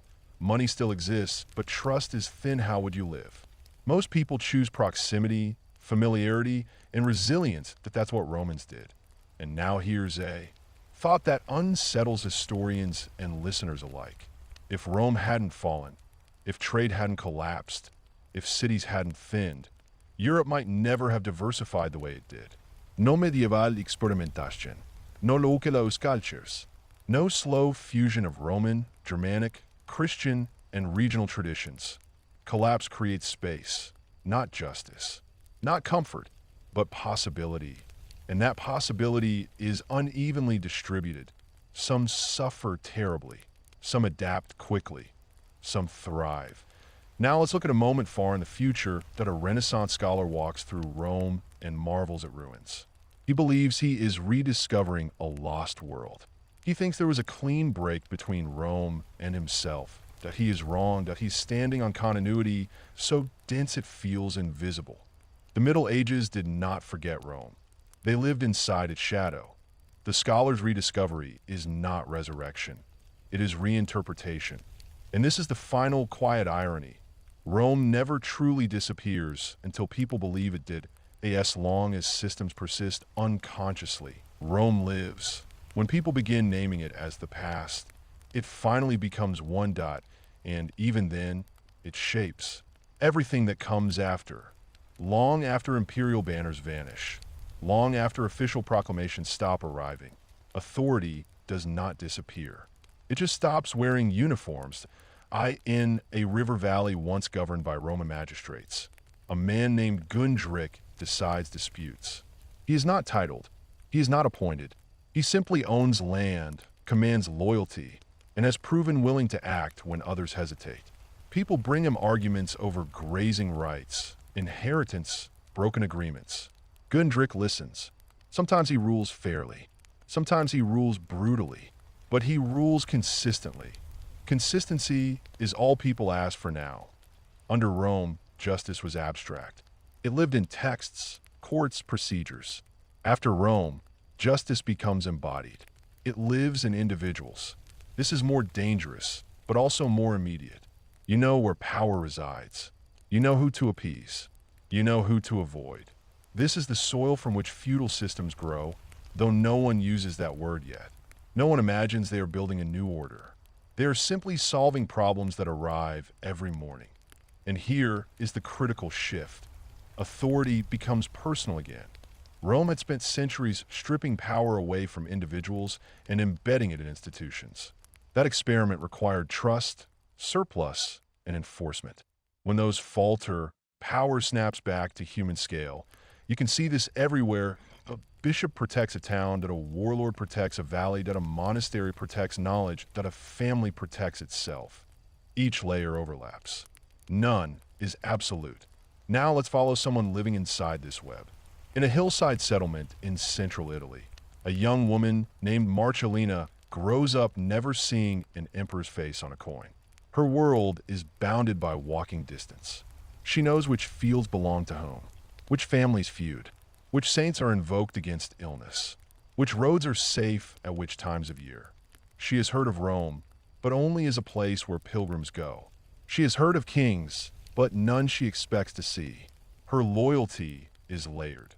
Family first, then village, then faith, then whoever can protect those three. This is not ignorance. It is rational prioritization. And it makes large, centralized states extremely difficult to rebuild. Because once people reorganize at local scale, convincing them to surrender autonomy again is expensive. Now let's widen the lens again. Across the former empire, cities are no longer engines of growth. They are anchors, places where memory accumulates, where bishops sit, where relics are stored, where markets still gather. Occasionally, some cities survive better than others. Coastal cities with trade adapt more easily. River cities linger. Interior cities fade faster. This uneven survival later confuses historians. Why did one city thrive while another vanished? The answer is rarely dramatic. It's geography, trade, water, luck. Rome itself survives not because it is functional, but because it is symbolic. Symbols attract resources long after practicality fails. Now let's talk about technology, because this is another myth-ridden area. People imagine Rome's fall as technological regression. In truth, Many technologies persist. Iron tools, mills, agricultural technique, construction knowledge. What changes is scale. You don't need massive concrete vaults when you aren't building basilicas. You don't need complex plumbing when populations shrink.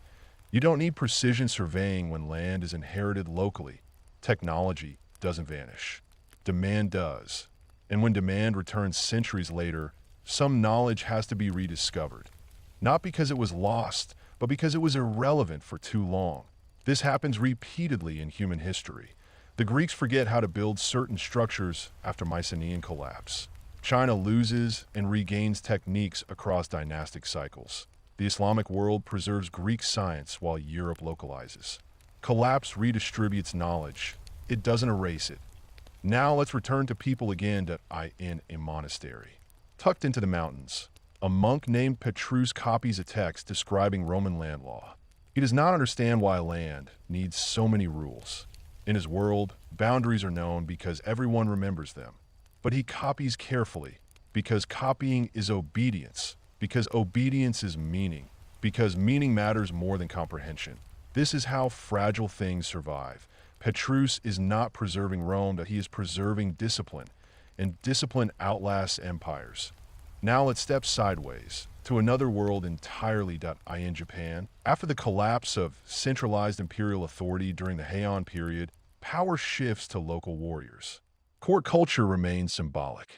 Real authority becomes personal, hereditary, land-based. Cities lose dominance. Rural estates become power centers. Loyalty replaces law. Different culture, same pattern. Back in Europe, this pattern accelerates as memory thins. Why now? People living among Roman ruins no longer feel awe. They feel practicality. Stones are reused. Walls are shortened. Structures are reshaped. A Roman amphitheater becomes housing. Then a fortress. Then a quarry. Nothing is sacred forever. Now let's examine emotion, because this is rarely discussed. People mourn Rome. Some do. Mostly elites. Mostly those educated enough to imagine alternatives. Most people do not. Grief requires comparison. Comparison requires memory. Memory requires education. For the majority, life is hard, but survivable. That is enough. This is why collapse feels different depending on who you are. An aristocrat sees the end of a world, a farmer sees another bad decade. Now let's move forward a few more generations. Children are born who have never heard Latin spoken fluently, who have never seen a functioning bathhouse, who have never handled imperial coinage. For them, Rome is not declined, it is prehistory. And this is the moment where revival becomes impossible. Once lived experience breaks, restoration becomes imitation. Later kings will try to resurrect Rome. Later emperors will claim its legacy. Later scholars will study its texts. But none will rebuild the machine that fed its cities, because the conditions that made that machine possible, cheap energy, massive surplus, uncontested authority, trust across vast distances, are gone. Now let's connect this to something modern, carefully. Modern cities depend on systems just as invisible as Rome's. Energy grids, supply chains, financial trust, specialized. Labor, predictive governance. As long as those systems function, cities feel eternal. When they strain, people adapt quietly.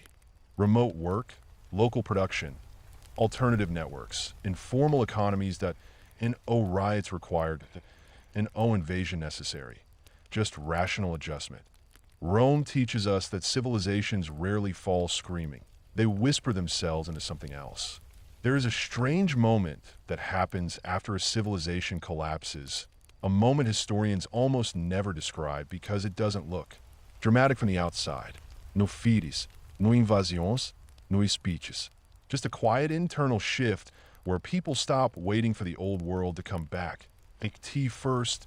Everyone assumes the ruins are temporary. The broken aqueduct will be fixed.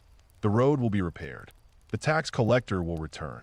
The empire has hiccups, not endings. This belief lingers for a long time, sometimes for generations. Parents pass it to children not as optimism, but as habit. Things used to work. They'll work again. Hope is conservative. It clings to the familiar even when the familiar is gone. But then comes the moment when expectation dies, not loudly, not consciously. It just stops shaping behavior. This is where rebuilding truly begins, and it begins inside the mind before it ever touches stone. Imagine a man named Lucanus living in what used to be a Roman town in Gaul. The forum is half collapsed. One basilica wall still stands. People shelter in old porticos during storms. Lucanus doesn't think of himself as living among ruins. To him, this is simply the place. The columns are landmarks, not memories. He ties his horse to one every morning without wondering who carved it. Lucanus has heard stories of Rome's greatness, but they feel mythic, like legends of heroes. They don't inspire him to restore anything. They intimidate him. Why rebuild something you can never equal? This is one of the most important psychological shifts after collapse. Comparison becomes paralyzing. When the past feels impossibly grand, people don't try to replicate it. They downscale their ambitions until success feels reachable again. Lucanus doesn't dream of bathhouses or forums.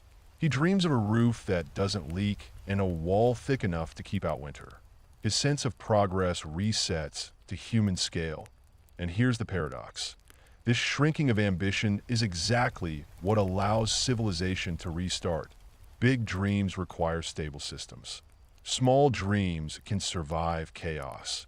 Across the former Roman world, people begin to build in ways that look crude to later historians but feel revolutionary to those living there.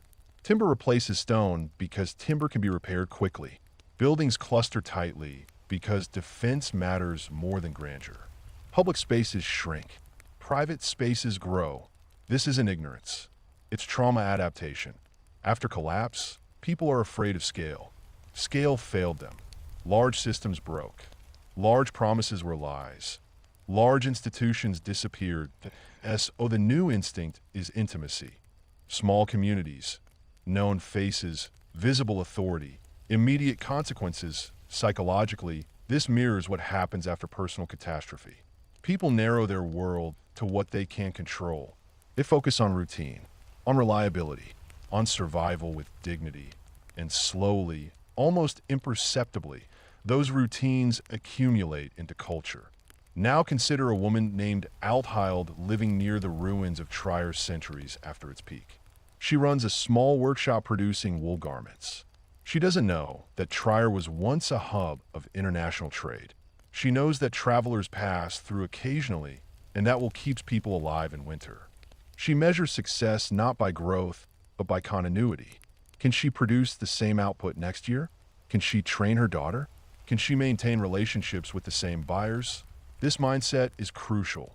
Post-collapse societies optimize for persistence, not expansion. Rome optimized for growth. Post-Rome optimized for survival. Growth requires confidence in tomorrow. Survival only requires getting through today.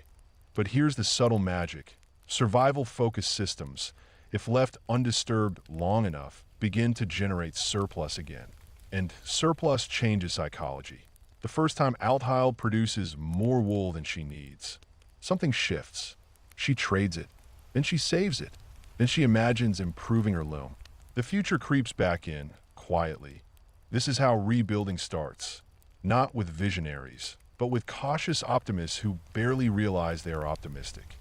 Now let's look at the ruins themselves. Living among ruins does something strange to people's sense of time. When massive structures outlast generations, individuals stop believing that permanence requires maintenance. Stones feel eternal. Human systems feel temporary. This reverses Roman psychology entirely. Romans believed people were eternal through institutions. Post-Roman people believe places are eternal despite people. They reuse ruins instead of restoring them. They build against them, inside them, on top of them. A Roman wall becomes one wall of a house. A collapsed temple becomes a livestock enclosure. The ruin stops being a symbol of loss and becomes a resource. This is a crucial psychological coping mechanism, reframing the past as useful instead of sacred. You see this everywhere in history. In Angkor, Temples become villages that I in Mesopotamia, ziggurats become hills that I in Central America, pyramids become foundations for churches. Reusing ruins is not disrespect. It is emotional survival. Now let's talk about identity. Under Rome, identity was layered but abstract. Citizen of Rome, resident of a province, subject of laws written far away. After Rome, identity collapses inward. You are from this village. You belong to this lord. You worship at this church. You are protected by this wall. This hyperlocal identity feels limiting to modern minds, but it is psychologically stabilizing.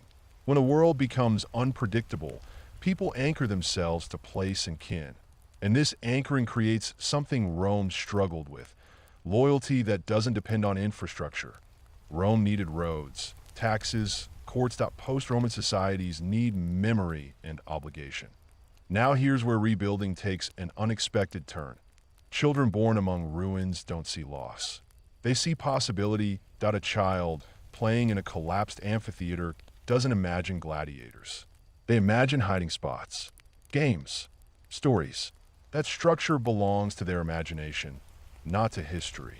This matters because nostalgia is learned, not inherited. Only those who remember Rome mourn it. Those born after it reinterpret it. And reinterpretation is fertile ground. Why the time towns begin to grow again centuries later. No one is trying to resurrect Rome. They're building something new using Roman bones. This is why medieval cities feel alien compared to Roman ones. Narrow streets, irregular layouts, defensive priorities, organic growth. They reflect a different psychology. Suspicion of openness, preference for enclosure, emphasis on control. These cities are built by people who know what it's like when systems fail. Now let's step outside Europe again. After the collapse of the classic Maya, people continued living among Stelian temples. They reused stones. They reoccupied spaces. But their political psychology changed. No more divine kings. No more monumental inscriptions. Power decentralized.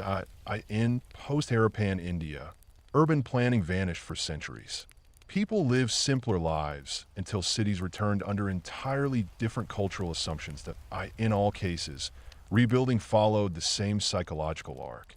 Shock retrenchment, localization cautious, surplus reimagined, complexity never restoration. Now let's return to Europe and zoom in again. A small fortified town begins to attract artisans. Why? Safety, predictability, a market day that actually happens every week. Markets are psychological milestones. A functioning market means trust. Trust means contracts. Contracts mean future orientation. Once people believe tomorrow exists, they invest. This is when stone returns. Not because people want grandeur, but because permanence feels worthwhile again. Churches are often the first large stone structures rebuilt. Not because of religion alone, but because churches promise continuity beyond individual lifespans. They outlast rulers. They outlast families. They stabilize meaning. And here's a fascinating psychological twist. People are willing to donate labor and materials to churches even when they wouldn't do so for civic buildings. Why? Because faith offers cosmic reassurance when political reassurance is gone. Rome said, "This city will last forever." Christianity said, "This world won't, but that's okay." That shift reduced pressure on material perfection and made rebuilding emotionally possible. Now consider a mason in the 9th century working stones salvaged from a Roman ruin. He doesn't feel inferior. He feels connected. He believes he is continuing something, not failing to recreate it. This is the psychology of inheritance rather than imitation. And it's powerful, because imitation tries to match the past. Inheritance adapts it. Eventually, people stop calling the ruins Roman. They become old stones. Their origin fades. Their utility remains. That point, the psychological wound has healed. The past no longer hurts. That IT supports. And this is the quiet truth most collapsed narratives miss. Civilizations don't die because people give up. They die because people change what they value. Rome valued scale, unity, order, expansion. Post-Rome valued safety, familiarity, faith, endurance. Neither is wrong. They are responses to different realities. And here's the final unsettling insight of this part. If you asked most people living 300 years after Rome fell whether they wanted the empire back, many would say no. Not because they hated it, but because they had adapted to a world where it wasn't necessary. That's the deepest psychological shift of all. When people stop missing the old world, rebuilding becomes something else entirely. In the centuries after Rome's collapse, people living among the ruins did not rebuild the empire. Instead, they reconstructed a world that made sense to them. And to understand this, we need to step inside the psychology of memory, imagination, and myth-making. Because what survives after the fall of a civilization is rarely the material itself. It's the stories people tell themselves about what came before. Imagine a village built in the shadow of a partially collapsed aqueduct. The children play under its arches. Farmers tie horses near the broken channels. The stones, weathered and scarred, are not just relics. They are tools, landmarks, containers of water, shade, and memory. No one thinks to repair the aqueduct completely. No one has the capacity.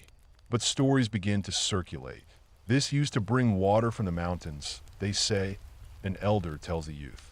The ancestors built it. Great men with knowledge like the gods themselves. And suddenly, these half-ruined stones carry not just physical weight, but symbolic weight. Memory turns into myth, and myth begins to shape the imagination. Humans have an almost compulsive need to organize history into narratives. But after a collapse, the narrative is no longer of power or administration. It's survival. The villagers tell stories of their ancestors, and over generations, the stories grow. The aqueduct becomes a marvel beyond comprehension, a relic of a time when men were giants, cities were immortal, and order was absolute. And this myth serves two purposes. First, it validates the present. The small, fragile village is still standing because it inherited the wisdom of the ancients. Second, it offers hope, or at least a model, for the future. If the ancestors built something that lasted hundreds of years, perhaps the villagers themselves can build something that lasts generations. But myth is selective. People remember what serves their current reality and forget what is inconvenient. The aqueduct in the story is glorious. The bureaucracy, taxes, and slaves that made it possible are erased from memory.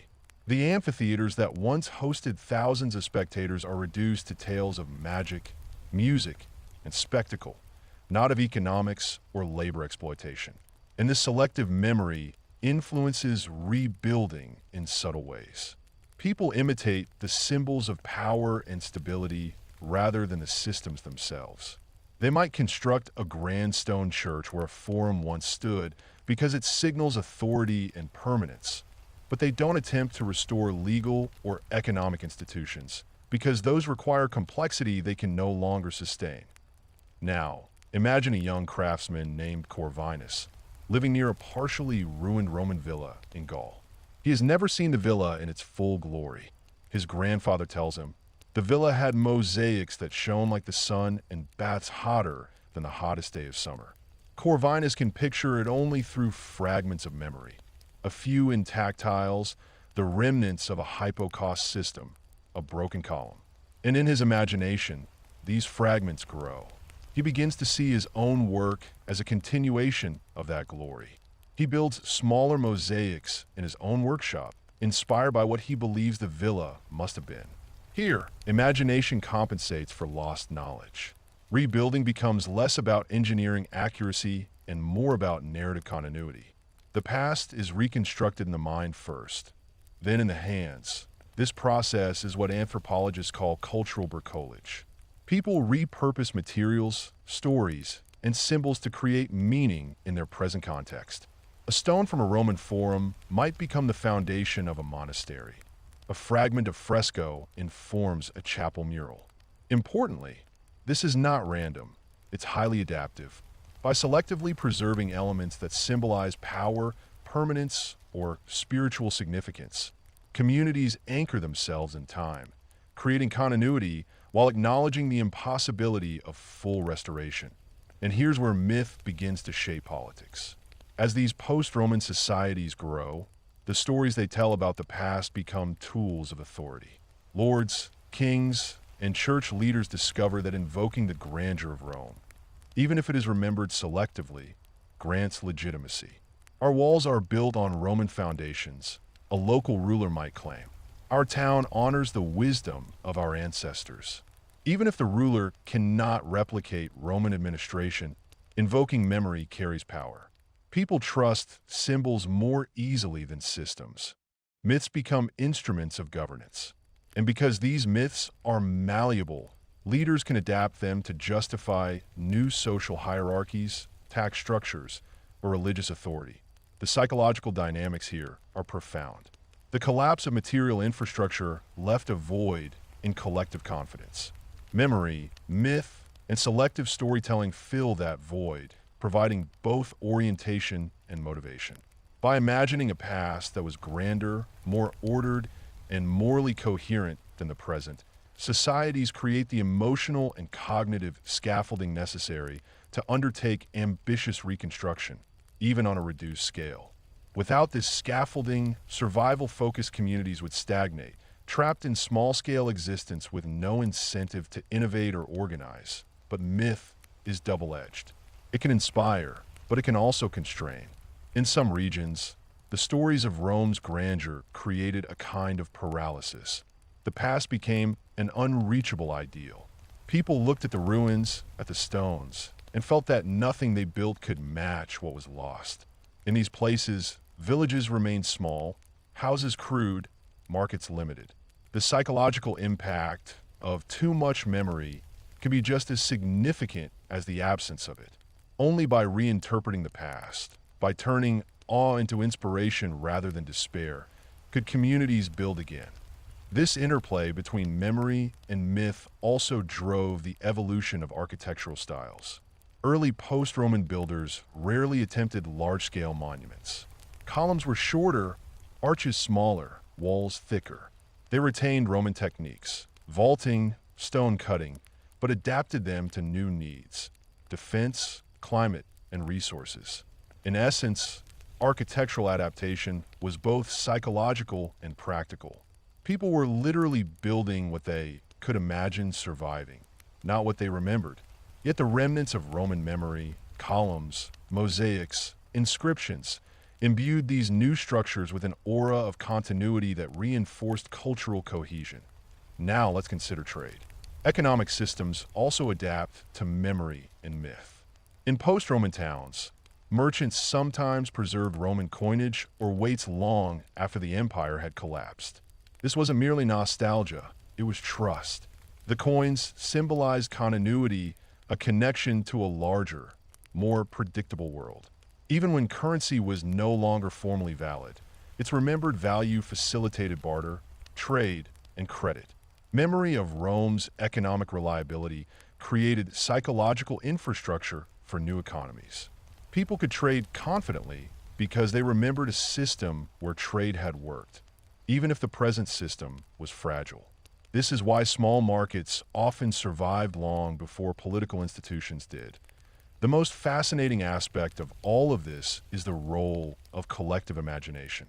Rebuilding on ruins is not just individual psychology, it's social psychology.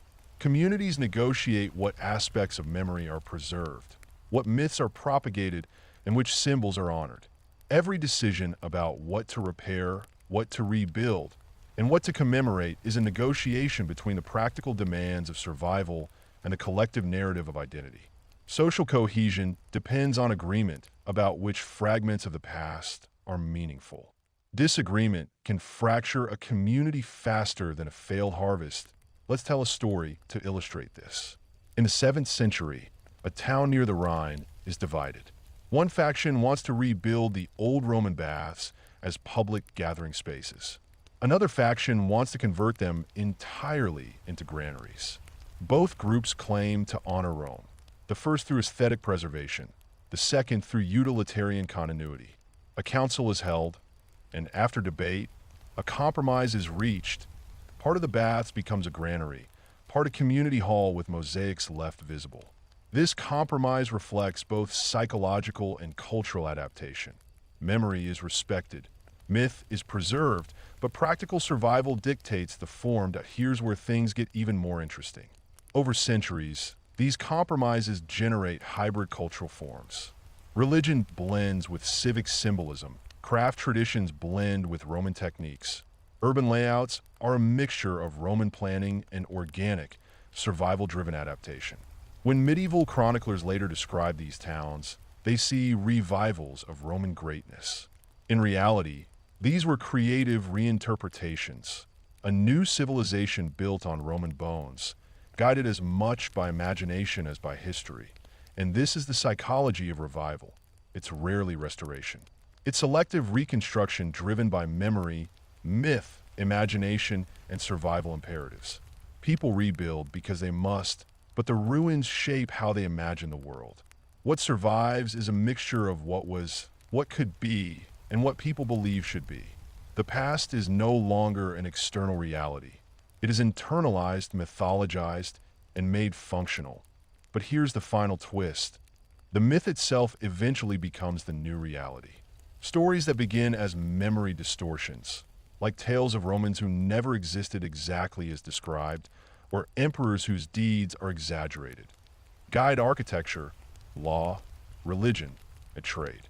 Future generations inherit a version of the past that is more psychological than factual, more symbolic than practical.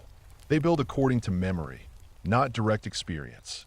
And remarkably, this is sufficient to create flourishing communities, complex economies, and enduring institutions, even if they bear little resemblance to the original Roman models.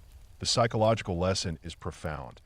After collapse, human societies rebuild not from raw materials alone, but from stories, from imagination, from a selective memory of what mattered. Civilizations are resilient not because stones endure, but because minds endure. And as we will see in the next part of our journey, this same dynamic, memory, myth, and imagination, played a pivotal role in the rebirth of cities across Europe, setting the stage for the medieval world, the Renaissance, and the way modern societies reinterpret their own ruins today. When you stand today in a medieval town and see remnants of Roman walls or arches incorporated into newer buildings, it's easy to think of the Middle Ages as a dark period, a time of stagnation. But the reality is far more fascinating. Across Western Europe, communities didn't just survive.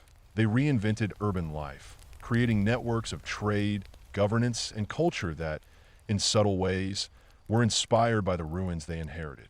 And to understand this, we have to understand why people rebuild, how they connect, and what psychology drives innovation on the skeletons of old empires. Imagine a hypothetical town, let's call it Rivenshore, located at the confluence of two rivers where a Roman settlement once thrived. By the mid-6th century, only fragments of the old city remain. A few columns from the Forum, the aqueduct partially collapsed, the hypocaust system of a villa filled with rubble. Yet a new generation of settlers arrives. Farmers, artisans, traders, and former soldiers, some of whom claim to have Roman ancestry, others whose families fled barbarian invasions. They look at the ruins not as reminders of failure, but as a foundation, literally and psychologically, for what they can create. One of the first things they notice is utility. Roman aqueducts, though damaged, still channel water into parts of the town. Cracked roads, though no longer maintained, provide clear paths for wagons and pedestrians. The ruins offer pre-existing advantages. Walls that require repair rather than new construction, forums that serve as marketplaces, and villas that can be repurposed into communal halls.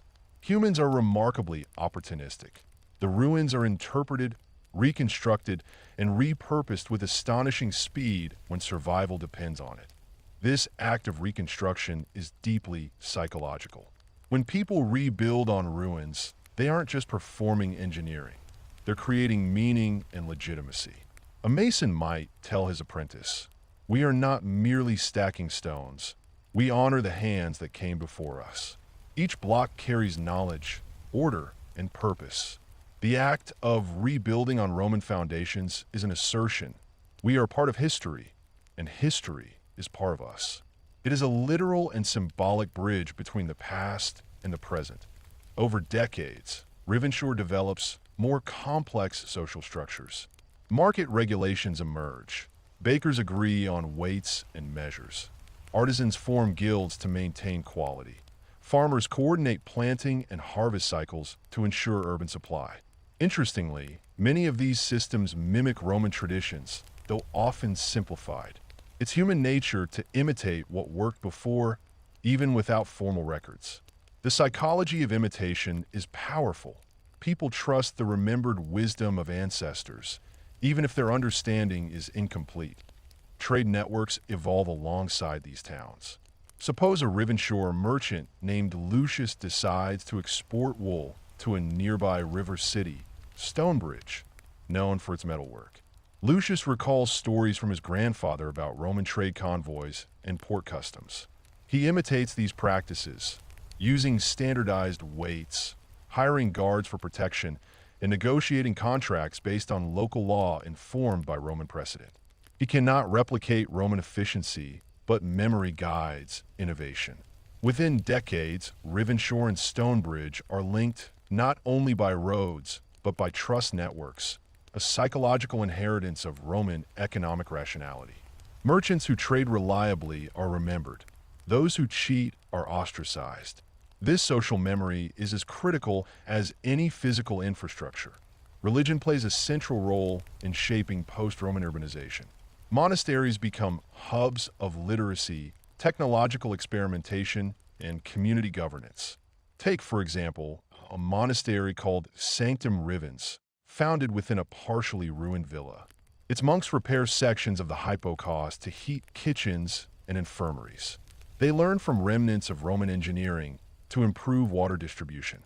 They preserve scrolls, codify agricultural knowledge, and maintain rudimentary hospitals. Monasteries become knowledge incubators, blending Roman techniques with practical medieval innovations. The monks, in essence, carry the cognitive DNA of Rome forward, ensuring that each generation has access to the accumulated wisdom of the past. One particularly interesting psychological phenomenon emerges: ruin reverence. Communities consciously preserve certain ruins, even when they could use the materials. In Rivenshore, a grand Roman arch is left standing not for utility, but for symbolic continuity. Villagers begin to associate it with stability and identity.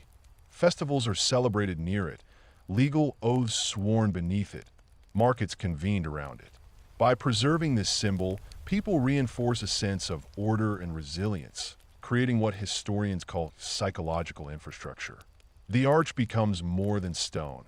It is a marker of continuity, a tangible memory that shapes social behavior and economic trust. By the 8th century, Rivenshore and similar towns form interconnected networks, resembling a miniature Roman Empire in function, if not scale.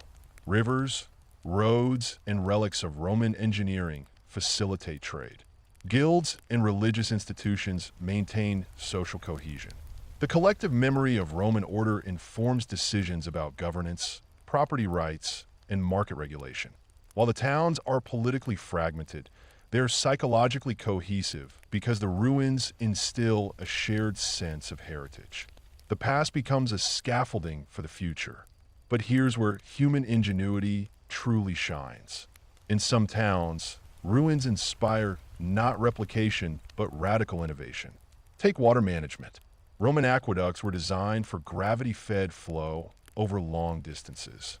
A creative post-Roman engineer, influenced by fragments of aqueducts, experiments with pumps powered by river currents and primitive water wheels. Soon, small towns no longer rely solely on the old aqueduct. They combine Roman knowledge with local creativity, producing hybrid infrastructure superior in some ways to the originals. This is the psychology of rebuilding. Memory provides templates. Imagination drives improvement. Similarly, architectural styles evolve. Builders incorporate Roman columns and arches, but combine them with timber frames, thatched roofs, and defensive features adapted to a volatile medieval landscape. Streets are no longer perfectly straight, but meander along practical routes informed by terrain, flooding, and strategic considerations. Again, ruins are not just foundations. They are cultural templates inspiring adaptive, context-sensitive solutions. People are constantly balancing the idealized past with the pragmatic present, and this tension drives creativity. Trade, governance, and religion co-evolve. Consider a market day in Rivenshore around the year 900 AD. Merchants from Rivenshore, Stonebridge, and distant towns convene. Coins may still bear Roman emperors' faces, though debased. Laws echo Roman statutes, modified to suit local circumstances. Religious festivals, though Christian in faith, are organized in spaces originally used for Roman civic ceremonies. The psychology of continuity ensures trust. Shared memory allows strangers to engage in exchange, dispute resolution, and cooperation across distances. The ruins are simultaneously literal and figurative anchors. But the influence of ruins is not purely constructive. They also shape social hierarchies and conflict. Those who control the most impressive remnants often wield disproportionate power. A lord who occupies a partially restored Roman villa can assert authority by symbolically linking himself to the grandeur of the past. His claim is psychological as much as material. The populace believes that proximity to Roman achievement confers legitimacy. In this way, ruins become political capital, influencing battles, alliances, and governance. Control over stone and memory is power.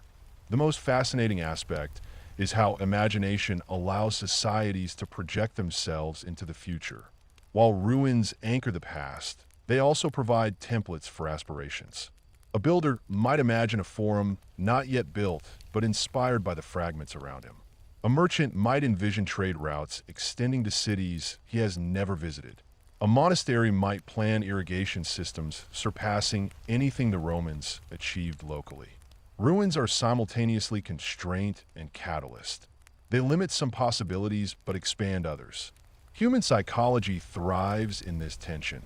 Creativity emerges when imagination interacts with tangible memory. We can also see these dynamics in warfare. Post-Roman societies often reused Roman fortifications, but not simply for defense. They became symbols of resilience. A hilltop fortress built from Roman stones communicates deterrence to neighbors, even before any soldier fires an arrow. The perception of order, reinforced by physical ruins, can prevent conflict as effectively as walls or armies. Psychological perception becomes as critical as material reality, a lesson the Romans themselves understood and post-Roman societies internalized. Finally, let's reflect on how memory, ruins, and imagination create cultural identity. By rebuilding on ruins, societies do more than survive, they define themselves. Rivenshore's residents may no longer speak Latin, may worship in Christian churches, and may trade wool for pottery, but their urban patterns, legal habits, and symbolic behaviors are heavily influenced by the Roman legacy. The ruins act as anchors of collective cognition, providing a framework within which people can innovate, govern, and imagine new futures. Civilization is, in many ways, the product of how humans interpret the past as much as what they build in the present. That be why the year 950 AD, centuries after the Roman cities fell into partial ruin, Europe had become a patchwork of small kingdoms, duchies, and bishoprics, each with its own local customs, rulers, and markets. Yet beneath the surface, a remarkable network of continuity and adaptation was quietly emerging, a system that connected distant towns, shaped by the memory of Roman infrastructure and the collective imagination of those who had rebuilt upon it. Imagine the merchant guilds of Rivenshore, now a thriving river town with perhaps 12,000 inhabitants. They're no longer operating under the Roman postal system, nor do they enjoy the protection of legions, but they still retain Roman-inspired techniques.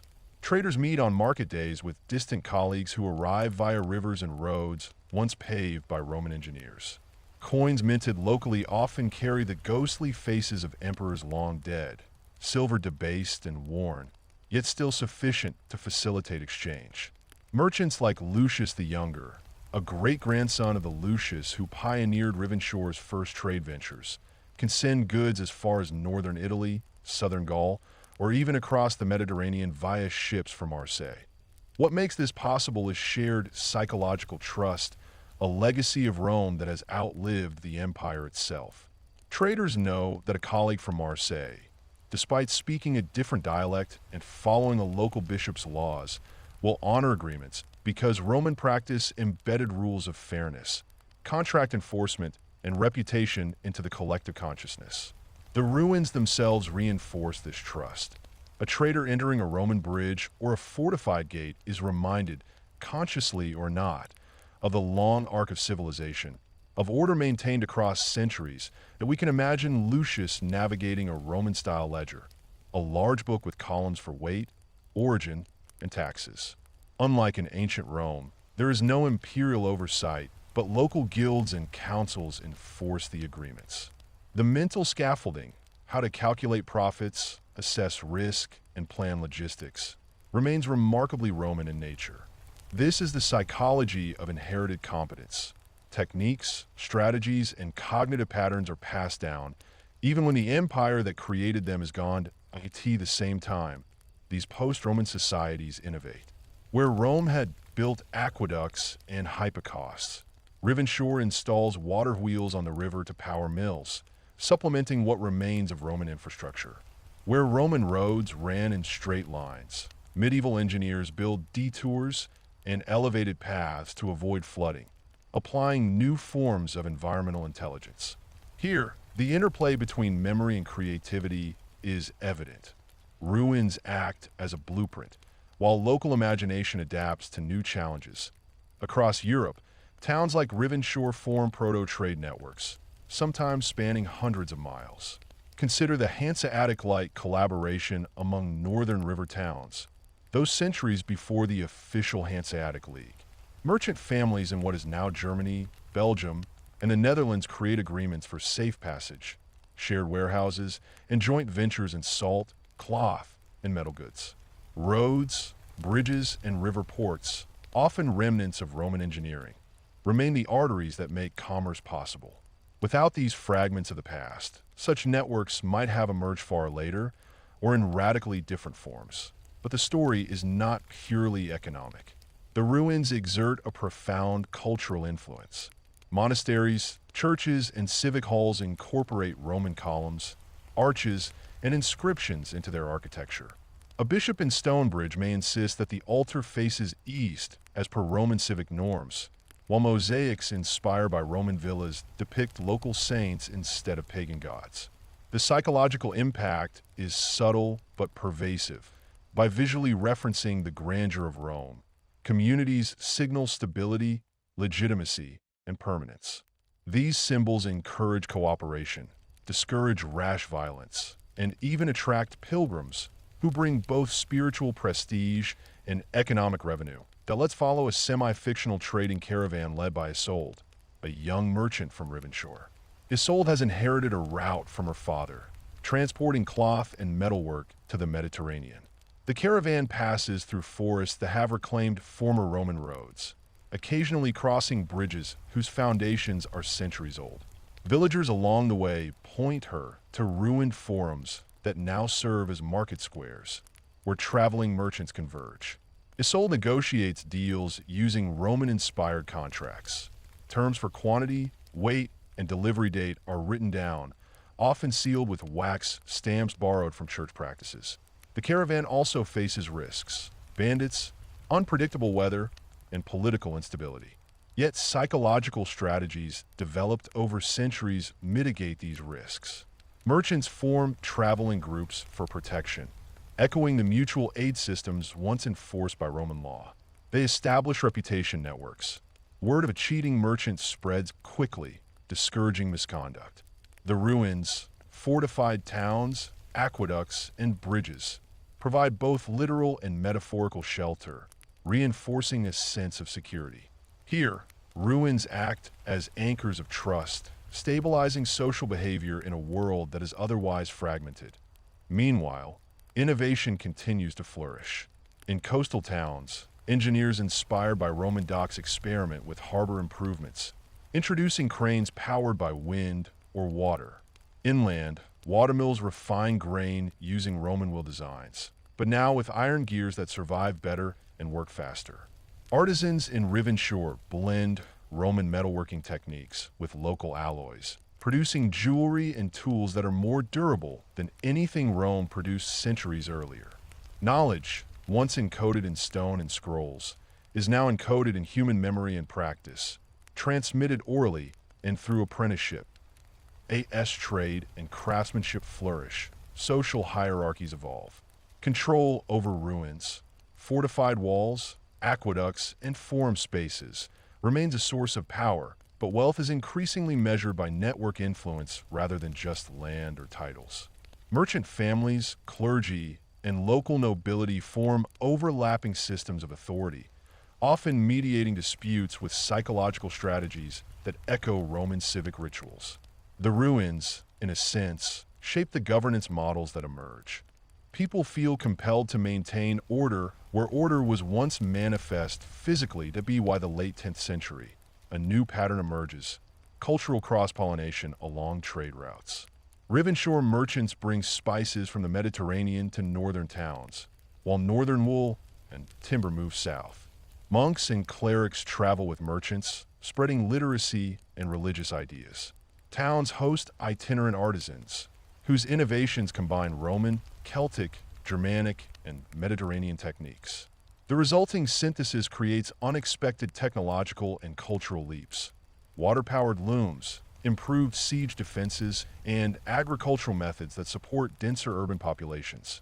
Here, the psychological principle is clear. Humans are pattern seekers and pattern creators.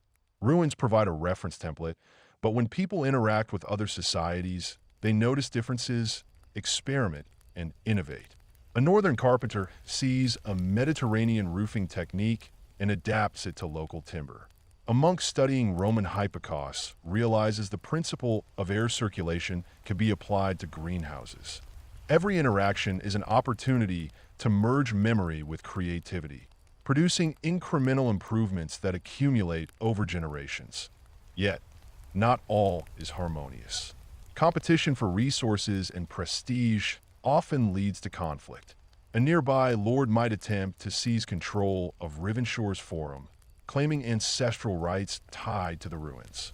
Disputes over water rights from partially intact Roman aqueducts can escalate to armed skirmishes. Psychological memory of Roman order influences both sides. Leaders frame arguments in terms of precedent, legitimacy, and historical justice. Even in conflict, ruins continue to guide behavior, shaping social norms and decision making to be why the turn of the first millennium. The psychological and material impact of Roman ruins is undeniable. Across Europe, a continent once thought lost to the Dark Ages is now a patchwork of interconnected societies. Trade, law, urban planning, and culture are heavily influenced by the memory of Rome. Communities innovate, adapt, and flourish in ways their Roman predecessors might have recognized and sometimes envied. Yet, all this growth is deeply rooted in the psychology of rebuilding on ruins. Memory, symbolism, practical advantage, and collective imagination working together to be why the year 1000 AD. The European landscape had transformed dramatically. Rome's grand cities were long abandoned in many regions, their monuments reduced to scattered ruins. Yet these ruins were far from forgotten.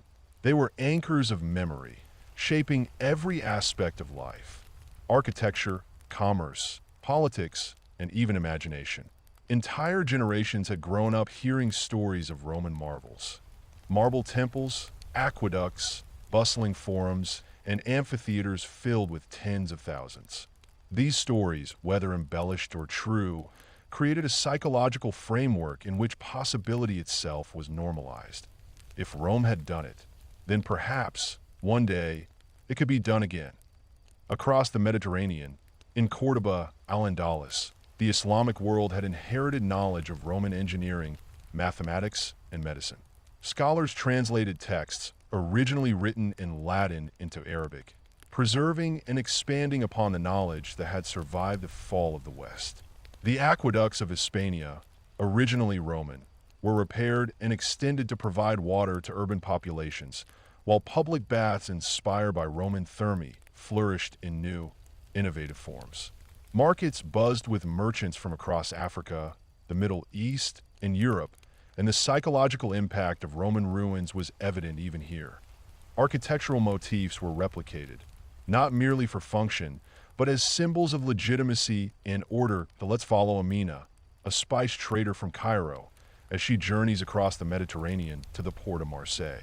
She carries saffron, cinnamon, and rare medicinal herbs from India and Sri Lanka, purchased in bulk from merchants in Alexandria.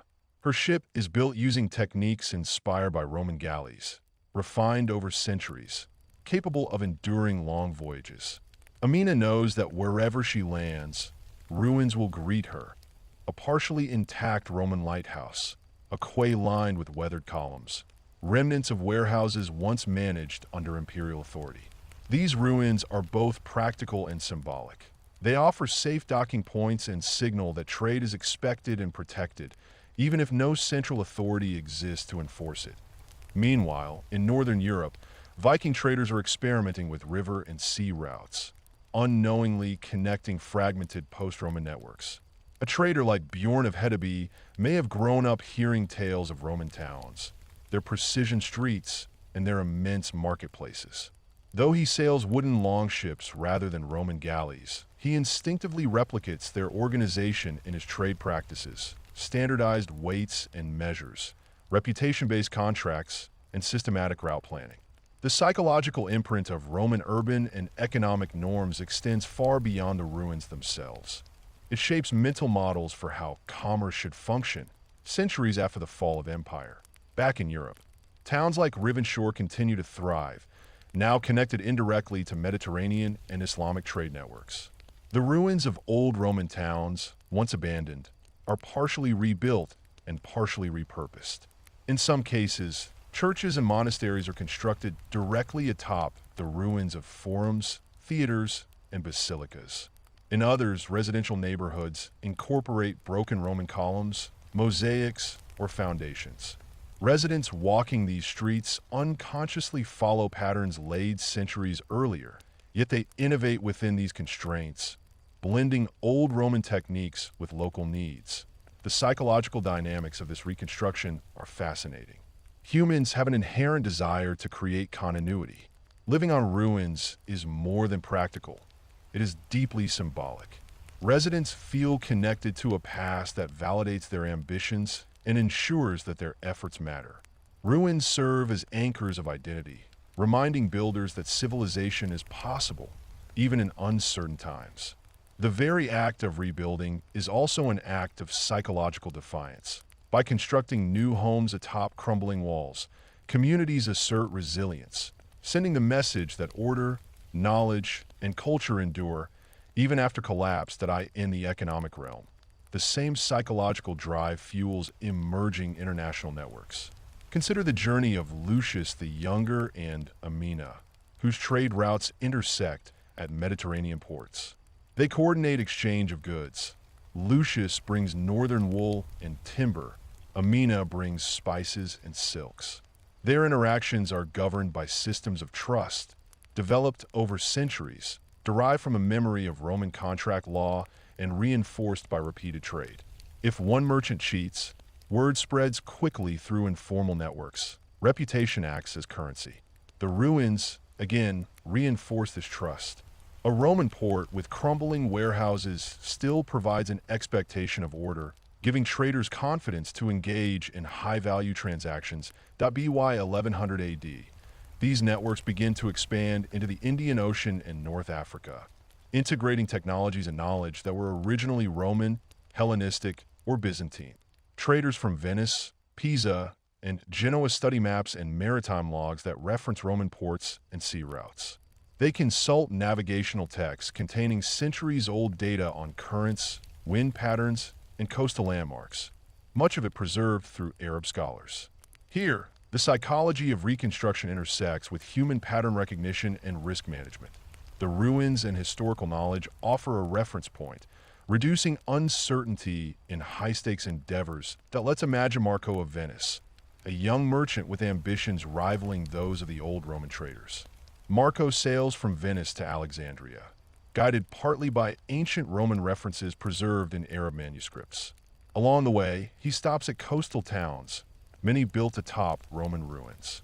He sees aqueduct remnants, foundations of warehouses, and fragments of amphitheaters. These ruins are more than historical curiosities. They provide infrastructure, strategic locations, and implicit social contracts. Towns that preserve Roman ruins tend to be wealthier, safer, and better organized. The psychology here is clear. People rebuild where they perceive value and continuity, consciously choosing sites that promise economic and social returns.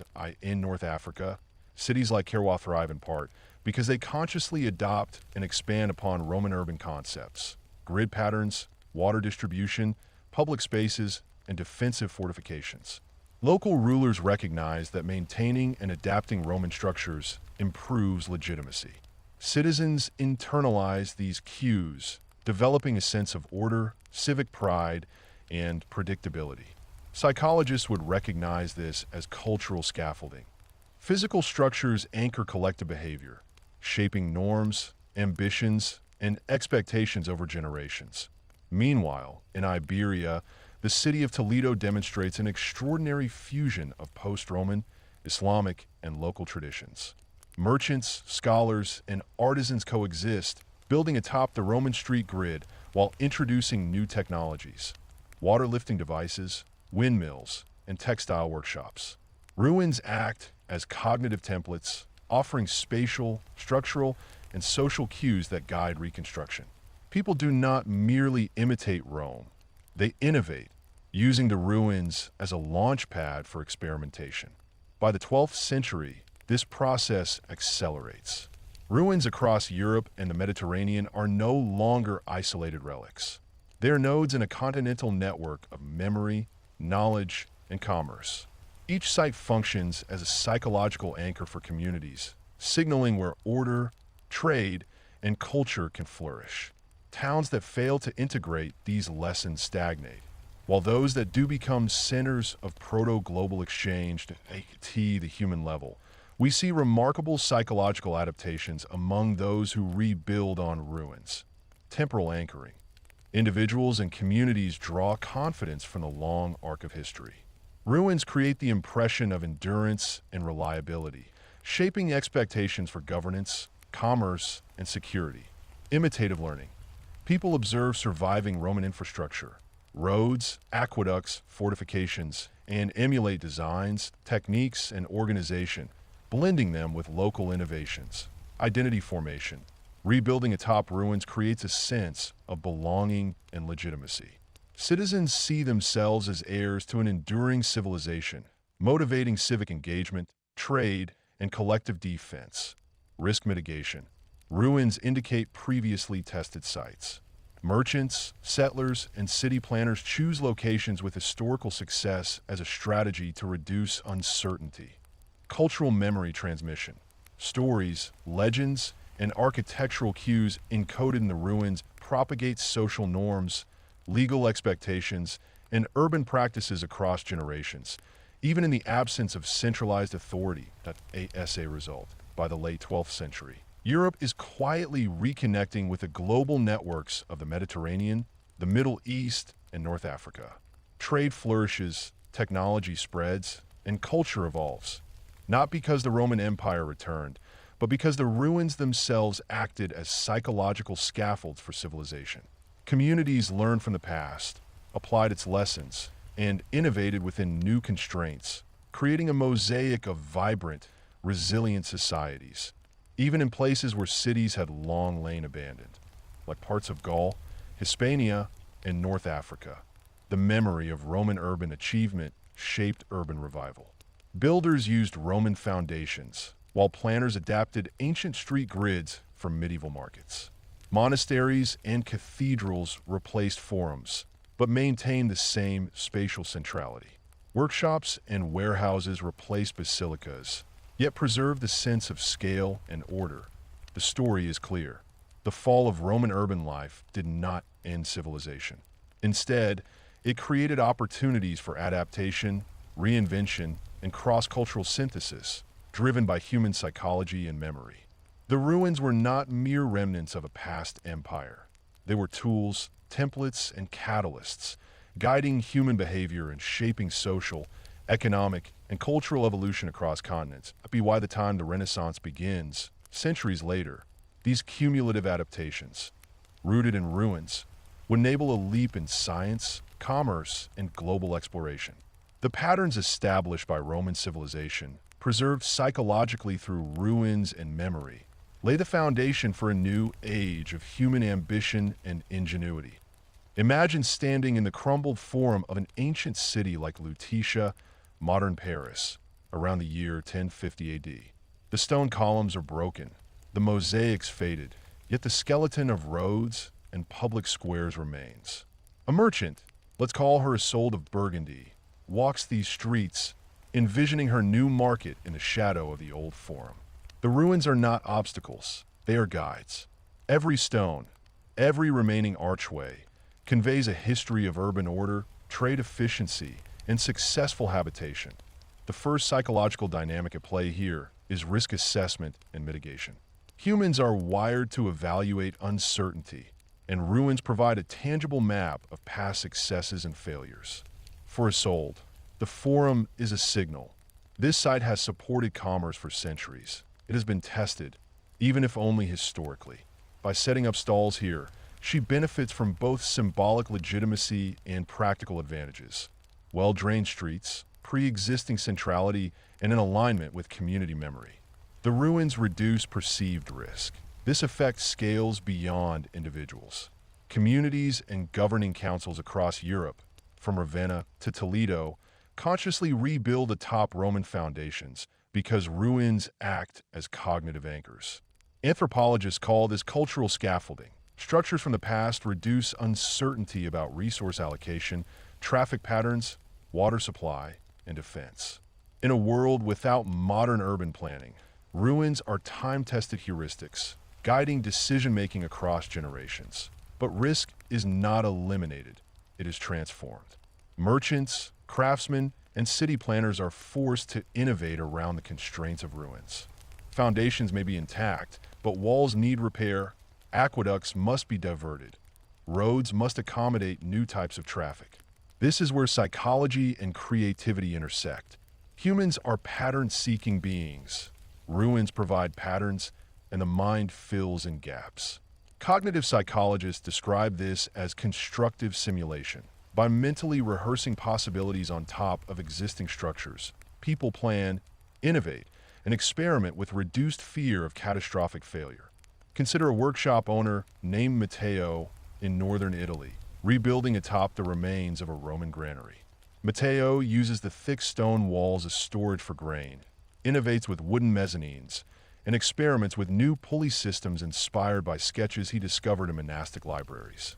The ruins themselves stimulate problem-solving creativity, offering both physical constraints and historical inspiration. Trust networks evolve alongside this psychological adaptation. In post-Roman Europe, trust was fragile but critical. Ruins are not just structures. They're symbols of collective memory, establishing reputational frameworks for commerce and governance. When a guild in Toledo trades spices imported from Alexandria, they're leveraging not only their personal reputation, but also the trust embedded in the urban infrastructure. The forum, the market, the rebuilt warehouses. These are social proof that trade is possible, safe, and reliable. Merchants can gauge risk based on the quality of the ruins themselves. Well-maintained arches suggest organized governance. Functioning water systems imply resource management, and repaired roads indicate continuity in transport and legal enforcement. Now, think about psychological reinforcement. Humans are motivated by visible feedback loops. As ruins are repaired and commerce flows, communities receive constant reinforcement that their risks are justified. This creates a virtuous cycle. Innovation leads to profitability. Profitability funds repair and expansion. Expansion reduces risk, and the process repeats. Over decades, cities like Ravenna, Lyon, and Cordoba develop resilience not because they avoid failure, but because their inhabitants learn to integrate ruins into adaptive systems. Risk, however, is never entirely rational. Sometimes, the presence of ruins amplifies perceived opportunity, encouraging bold experimentation that borders on recklessness. Consider Alaric the Younger, a hypothetical Genoese trader in 1150 AD.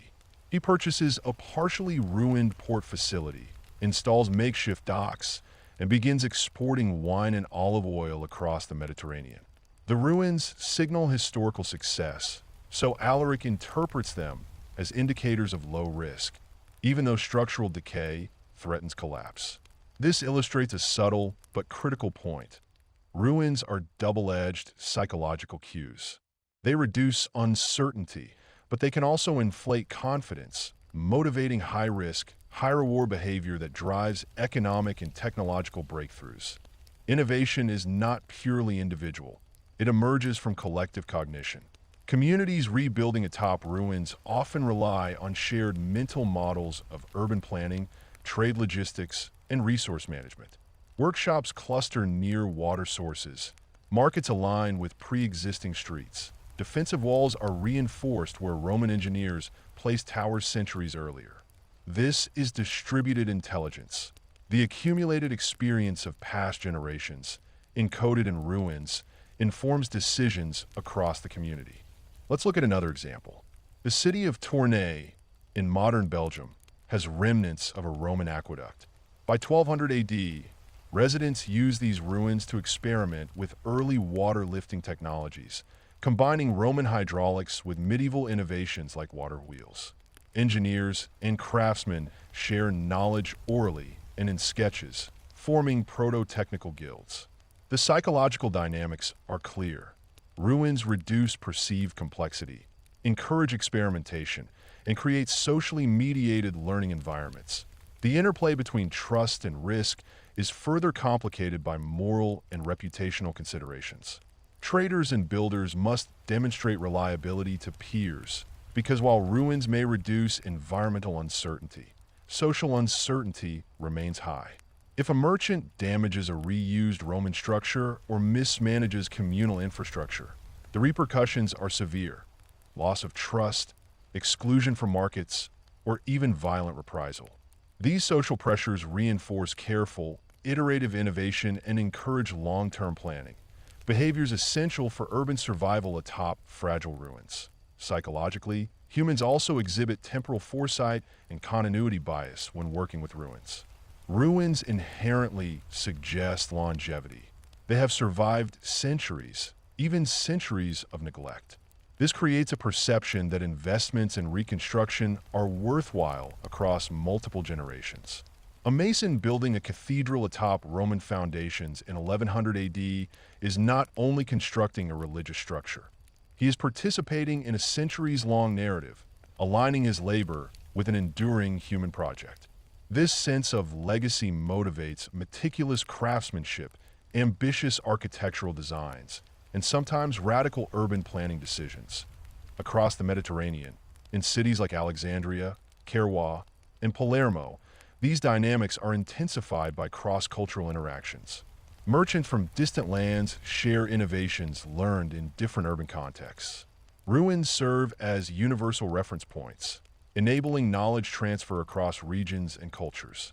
For instance, Roman warehouses in Alexandria inspire similar storage methods in Palermo. Water lifting mechanisms in Hispania inform aqueduct modifications in Tunisia. Trust and risk assessment operate on a continental scale. A well-maintained ruin signals reliability not just locally, but to distant merchants who have never visited the site in person at the level of governance. Rulers also internalize these psychological dynamics. Kings and city councils recognize that investing in ruins, restoring walls, bridges, and public squares, enhances legitimacy, fosters civic trust, and stimulates innovation. By maintaining ruins, they signal stability to merchants, artisans, and citizens alike. In some cases, rulers deliberately integrate symbolic ruins into urban identity. The forum becomes a ceremonial plaza, the aqueduct a symbol of enduring prosperity, the amphitheater a venue for public spectacle. This reinforces the psychological scaffolding, aligning individual and collective incentives toward rebuilding and innovation. Interestingly, ruins also influence social hierarchies and mobility. In cities with limited resources, individuals who master reconstruction techniques, architects, engineers, merchants, gain disproportionate influence. The capacity to interpret ruins, assess structural integrity, and innovate solutions translates directly into economic and political power. The ruins themselves become a mechanism for selective meritocracy, elevating individuals capable of integrating past knowledge with contemporary needs. Innovation, risk, and trust also intersect with religion and ritual, adding an additional psychological layer. Monasteries, churches, and mosques often incorporate ruins into sacred spaces, lending divine or historical legitimacy to reconstruction efforts. Builders are motivated not only by economic gain, but also by spiritual significance. Pilgrimages, festivals, and rituals centered on ruins reinforce communal cohesion and facilitate the transmission of technical knowledge. As masons, carpenters, and planners collaborate under religious auspices, this dynamic creates a feedback loop between ruins and civilization. Ruins reduce perceived environmental risk by offering evidence of past success. Ruins signal opportunity, motivating bold innovation in commerce, architecture, and urban planning. Trust networks emerge, guided by the symbolic and functional reliability of ruins. Collective learning occurs as communities experiment, iterate, and adapt using the ruins as reference points. Social and religious reinforcement strengthens motivation, cohesion, and knowledge transfer. Cities grow resilient, integrating old foundations with new innovations. By 1300 AD, the pattern is visible across Europe, the Mediterranean, and North Africa. Cities rebuilt atop ruins become hubs of creativity, commerce, and technological experimentation. They are the foundation for early Renaissance urbanism, proto-global trade, and intellectual revival. And yet, beneath this success lies an enduring psychological reality. Humans are continually negotiating the tension between fragility and opportunity. Ruins are both warning and inspiration, challenging builders to balance risk, trust, and innovation in ways that shape history itself. Across centuries and continents, the psychological dynamics established atop Roman ruins persist. Explorers, merchants, engineers, and rulers continue to read, interpret, and internalize the past, creating systems of resilience and networks of innovation. The lessons are timeless. Civilizations rise not solely through conquest or resources, but through the interplay of memory, psychology, trust, and calculated risk. The ruins whisper the same lesson to every generation. Look carefully, learn from the past, adapt boldly, and innovate relentlessly, for the cities you rebuild may outlast you, becoming the scaffolding for future civilizations. Picture yourself on the bustling docks of Venice in 1370. The sun is just rising over the lagoon, casting golden light across the mass of hundreds of ships from every corner of the Mediterranean.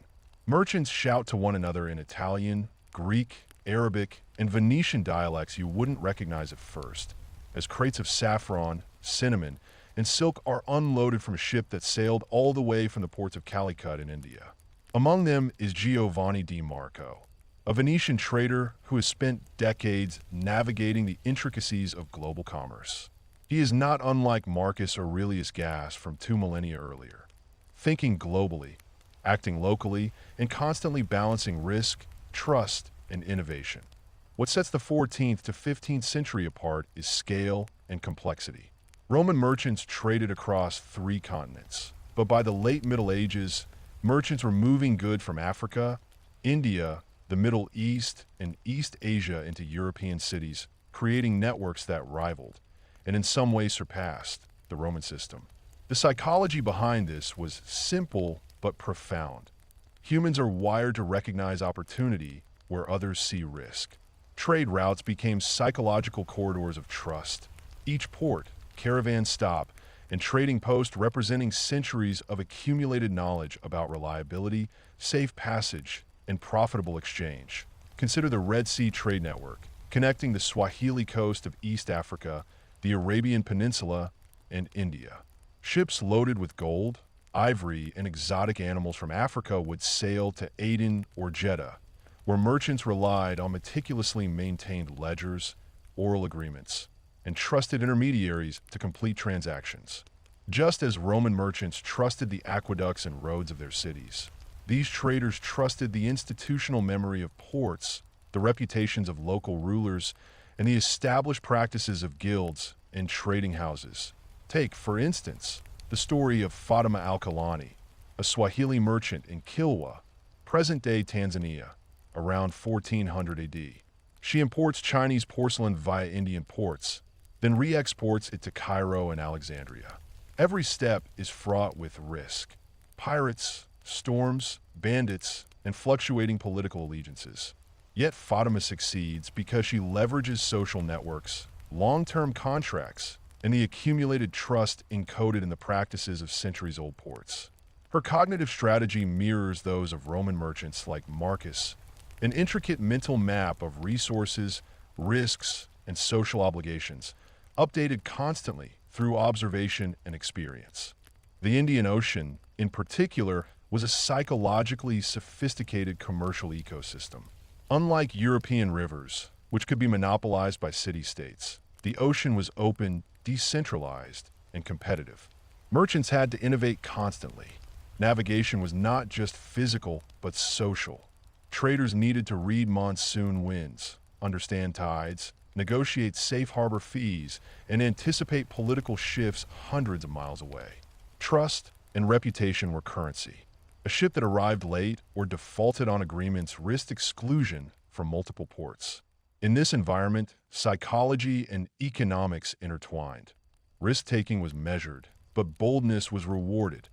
Across the Indian Ocean, trade routes intersected with African gold and ivory networks. Cities like Mombasa, Sofala, and Mogadishu served as nodes in a sprawling web. Traders exchanged gold mined in the Zimbabwe Plateau for Indian textiles and Chinese ceramics. Here, too, ruins played a subtle psychological role.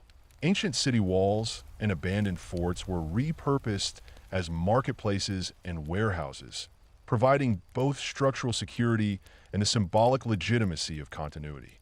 Merchants intuitively recognized the value of operating in spaces that had historically supported commerce. Meanwhile, in Europe, Venice, Genoa, and Lisbon became hubs for integrating these far-flung networks. Venetian merchants like Giovanni di Marco depended not only on physical infrastructure, but on cognitive and social infrastructure. They tracked cargo, recorded contracts, and negotiated letters of credit that allowed money and goods to flow across thousands of miles without ever physically moving coins, a direct psychological and technological descendant of Roman financial ingenuity. The Mediterranean was not the only theater. The Silk Road remained critical, linking China, Central Asia, India, and the Middle East. Caravans braved deserts, mountains, and political uncertainty, carrying silk, spices, paper, and gunpowder. Psychological factors again dominated behavior. Caravan leaders, like the famous Sultan Mahmud of Kashgar, had to maintain trust among hundreds of merchants, negotiate safe passage through multiple kingdoms, and adapt to sudden disruptions like bandit attacks or shifting alliances. Here, risk management combined with cultural intelligence. Merchants were not merely traders. They were diplomats, logisticians, and negotiators, reading human behavior across cultures to maintain fragile networks of trust. One fascinating example is Marco Polo's family trade network in the late 13th and early 14th centuries. His experiences demonstrate the cognitive sophistication required to operate across multiple trade corridors simultaneously. Merchants had to anticipate local supply and demand, enforce contracts in the absence of formal courts, and assess reputational risks of trading partners hundreds of miles away. This required a mental model of the global economy that is strikingly similar to modern multinational corporations. Africa was a critical link in these networks. The Mali Empire, under rulers like Mansa Musa, not only controlled gold, but also facilitated trade with North African and European merchants. Timbuktu became a psychological and physical nexus, combining libraries, mosques, and marketplaces into a single node of economic and intellectual trust. Scholars and merchants alike navigated the city using mental maps of reputations, social hierarchies, and logistical efficiencies, echoing the cognitive strategies seen in Roman urban hubs in India. The Vijayanagara Empire and the ports of Calicut were nodes of innovation. Merchants developed early forms of credit instruments, sophisticated accounting systems, and logistic planning for maritime ventures. Innovation was adaptive and collaborative, influenced by centuries of precedent. Merchants and rulers alike understood that their success relied not on force alone, but on psychological dynamics of trust, risk-sharing, and reputation management. Meanwhile, Chinese maritime expansion under the Ming Dynasty, particularly with Admiral Zheng He's expeditions, early 15th century, illustrates how state and individual cognition intersected. Massive fleets carried gifts, trade goods, and diplomatic envoys across the Indian Ocean, projecting soft power while simultaneously facilitating global commerce. Cities along the route, Malacca, Calicut, Mogadishu, relied on predictable patterns of diplomacy, trust, and commerce to ensure safety and profitability. Ruins and historical infrastructure often guided settlement choices, safe harbors, and marketplaces, creating a psychologically coherent environment for international trade. Across Europe, African and Asian networks, trust emerged as the primary lubricant for global trade. Physical infrastructure mattered. Ports, roads, bridges, but social infrastructure was even more critical. Letters of credit, contracts, and merchant guilds served as mechanisms to reduce uncertainty in a world without central enforcement. Merchants like Giovanni di Marco, Fatima Alkalani, or Sultan Mahmud operated in an environment where psychology, risk management, and innovation were inseparable from material commerce. The 14th to 15th century also saw technological and financial innovation stimulated by global trade. Double-entry bookkeeping in Italy, early insurance contracts in the Mediterranean, and standardized weights and measures in India and China emerged directly from the cognitive pressures of managing complex networks. Each innovation was a psychological adaptation, a method for reducing uncertainty, mitigating risk, and codifying trust in systems that span continents. Interestingly, the global trade network of this era also catalyzed cultural and cognitive exchange. Artistic styles, scientific knowledge, and religious practices traveled alongside goods. Venetian merchants imported not only silk but also mathematical methods from India. Chinese porcelain inspired European ceramics. Islamic astronomical instruments shaped European navigation. This exchange demonstrates the interplay of material and cognitive networks, where human psychology, curiosity, trust, reputation, and memory determine the success of entire civilizations. Psychologically, merchants and rulers displayed sophisticated anticipatory cognition. They operated in environments of high uncertainty, yet centuries of precedent. Roman ruins, Indian Ocean port practices, Silk Road logistics allowed them to develop reliable heuristics. These heuristics guided decisions about risk-taking, investment, and innovation. The ruins of the past were more than inspiration. They were living cognitive frameworks, enabling humans to operate at a scale and speed previously unimaginable. Finally, the global trade networks of the 14th to 15th centuries illustrate how civilizations rebuilt on foundations both material and psychological. Ruins, reputation, and precedent allowed merchants, rulers, and engineers to navigate complexity, coordinate action, and innovate effectively. Trust networks, cognitive heuristics, and adaptive risk-taking became the hidden infrastructure supporting global commerce long before modern institutions emerged. By the late 15th century, a psychological pattern becomes clear. Civilizations succeed when they internalize the lessons of the past, manage risk collectively, and innovate continuously. The ruins of Rome, the canals of Venice, the port cities of East Africa and India, the caravan routes of Central Asia. All these physical and cognitive structures converge to create a planetary network of commerce, culture, and human ingenuity that in short. The 14th to 15th century global trade networks were not just about goods moving from one place to another. They were living experiments in human psychology, trust, risk, and innovation. Merchants and rulers alike learned to navigate uncertainty, leverage precedent, and create new systems atop the old. And in doing so, they laid the foundations for the modern global economy, centuries before steamships, telegraphs, or digital networks.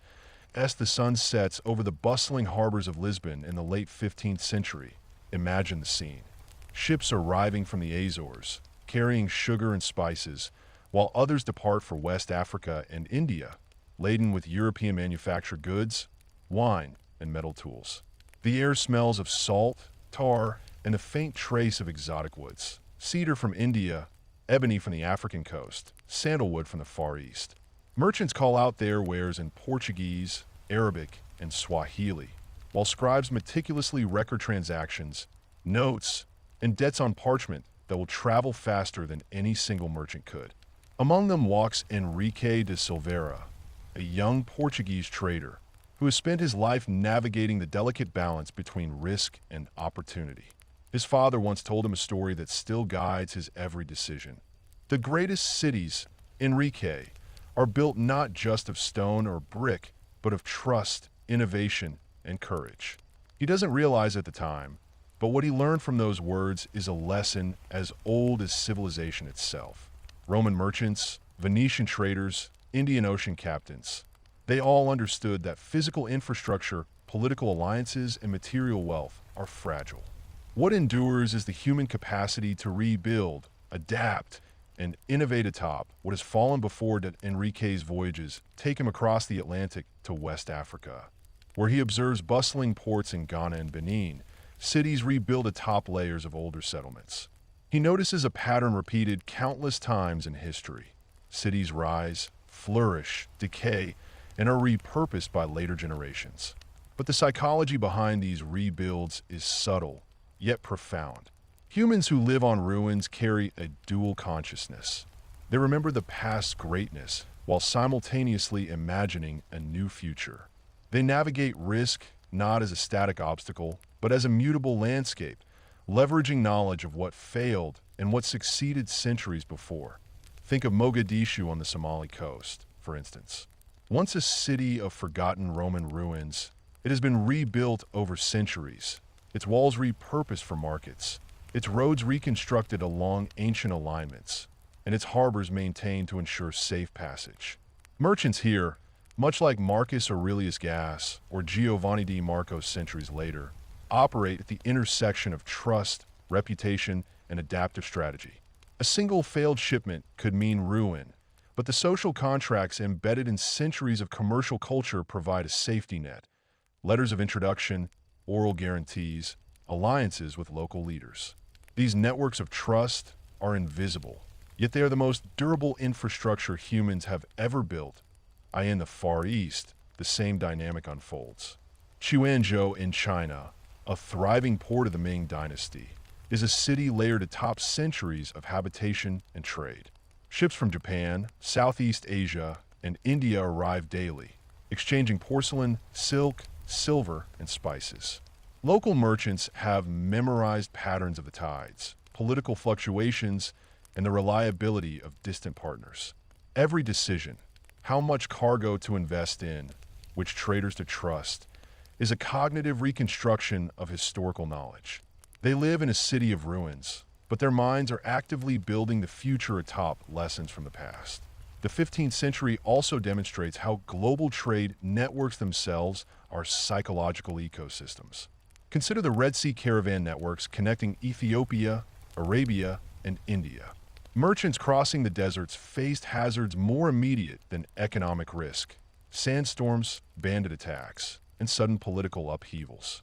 But the infrastructure of trust, reputation, and precedent allowed commerce to continue even in the face of extreme uncertainty.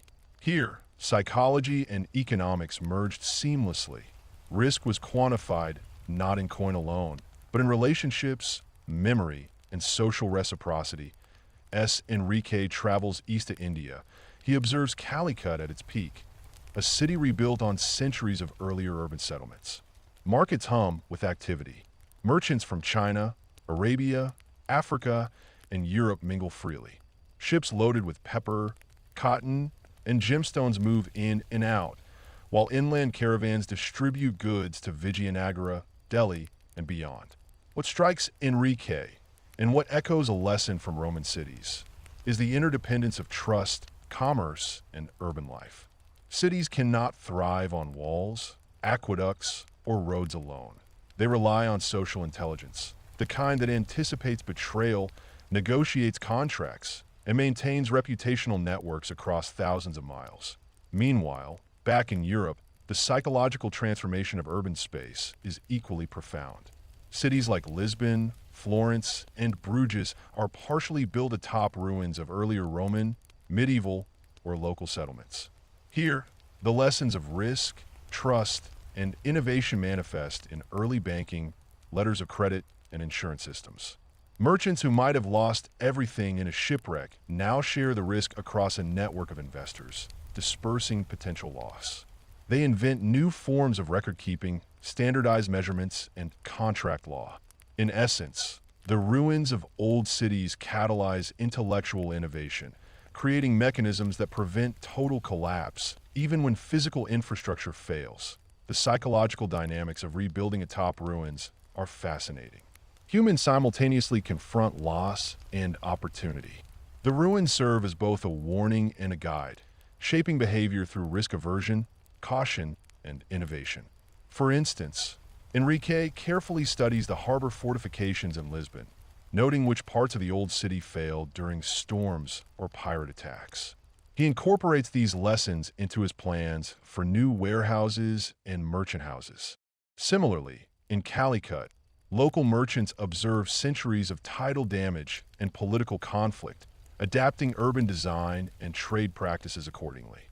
Every layer of stone, every historical anecdote, every social contract becomes part of a mental map for sustainable rebuilding that by the early 16th century. These networks begin to intertwine on a truly global scale.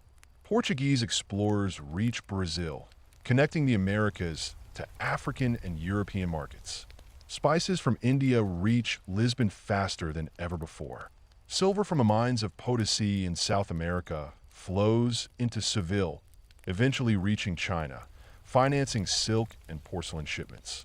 Traders like Enrique now operate in a world where every decision must account for multiple continents, currencies, and political systems simultaneously. Here, the legacy of Roman urban planning, 14th century Indian Ocean networks, and Venetian financial innovation converges. But these successes are built on fragile psychological foundations. Trust, once broken, can collapse entire networks.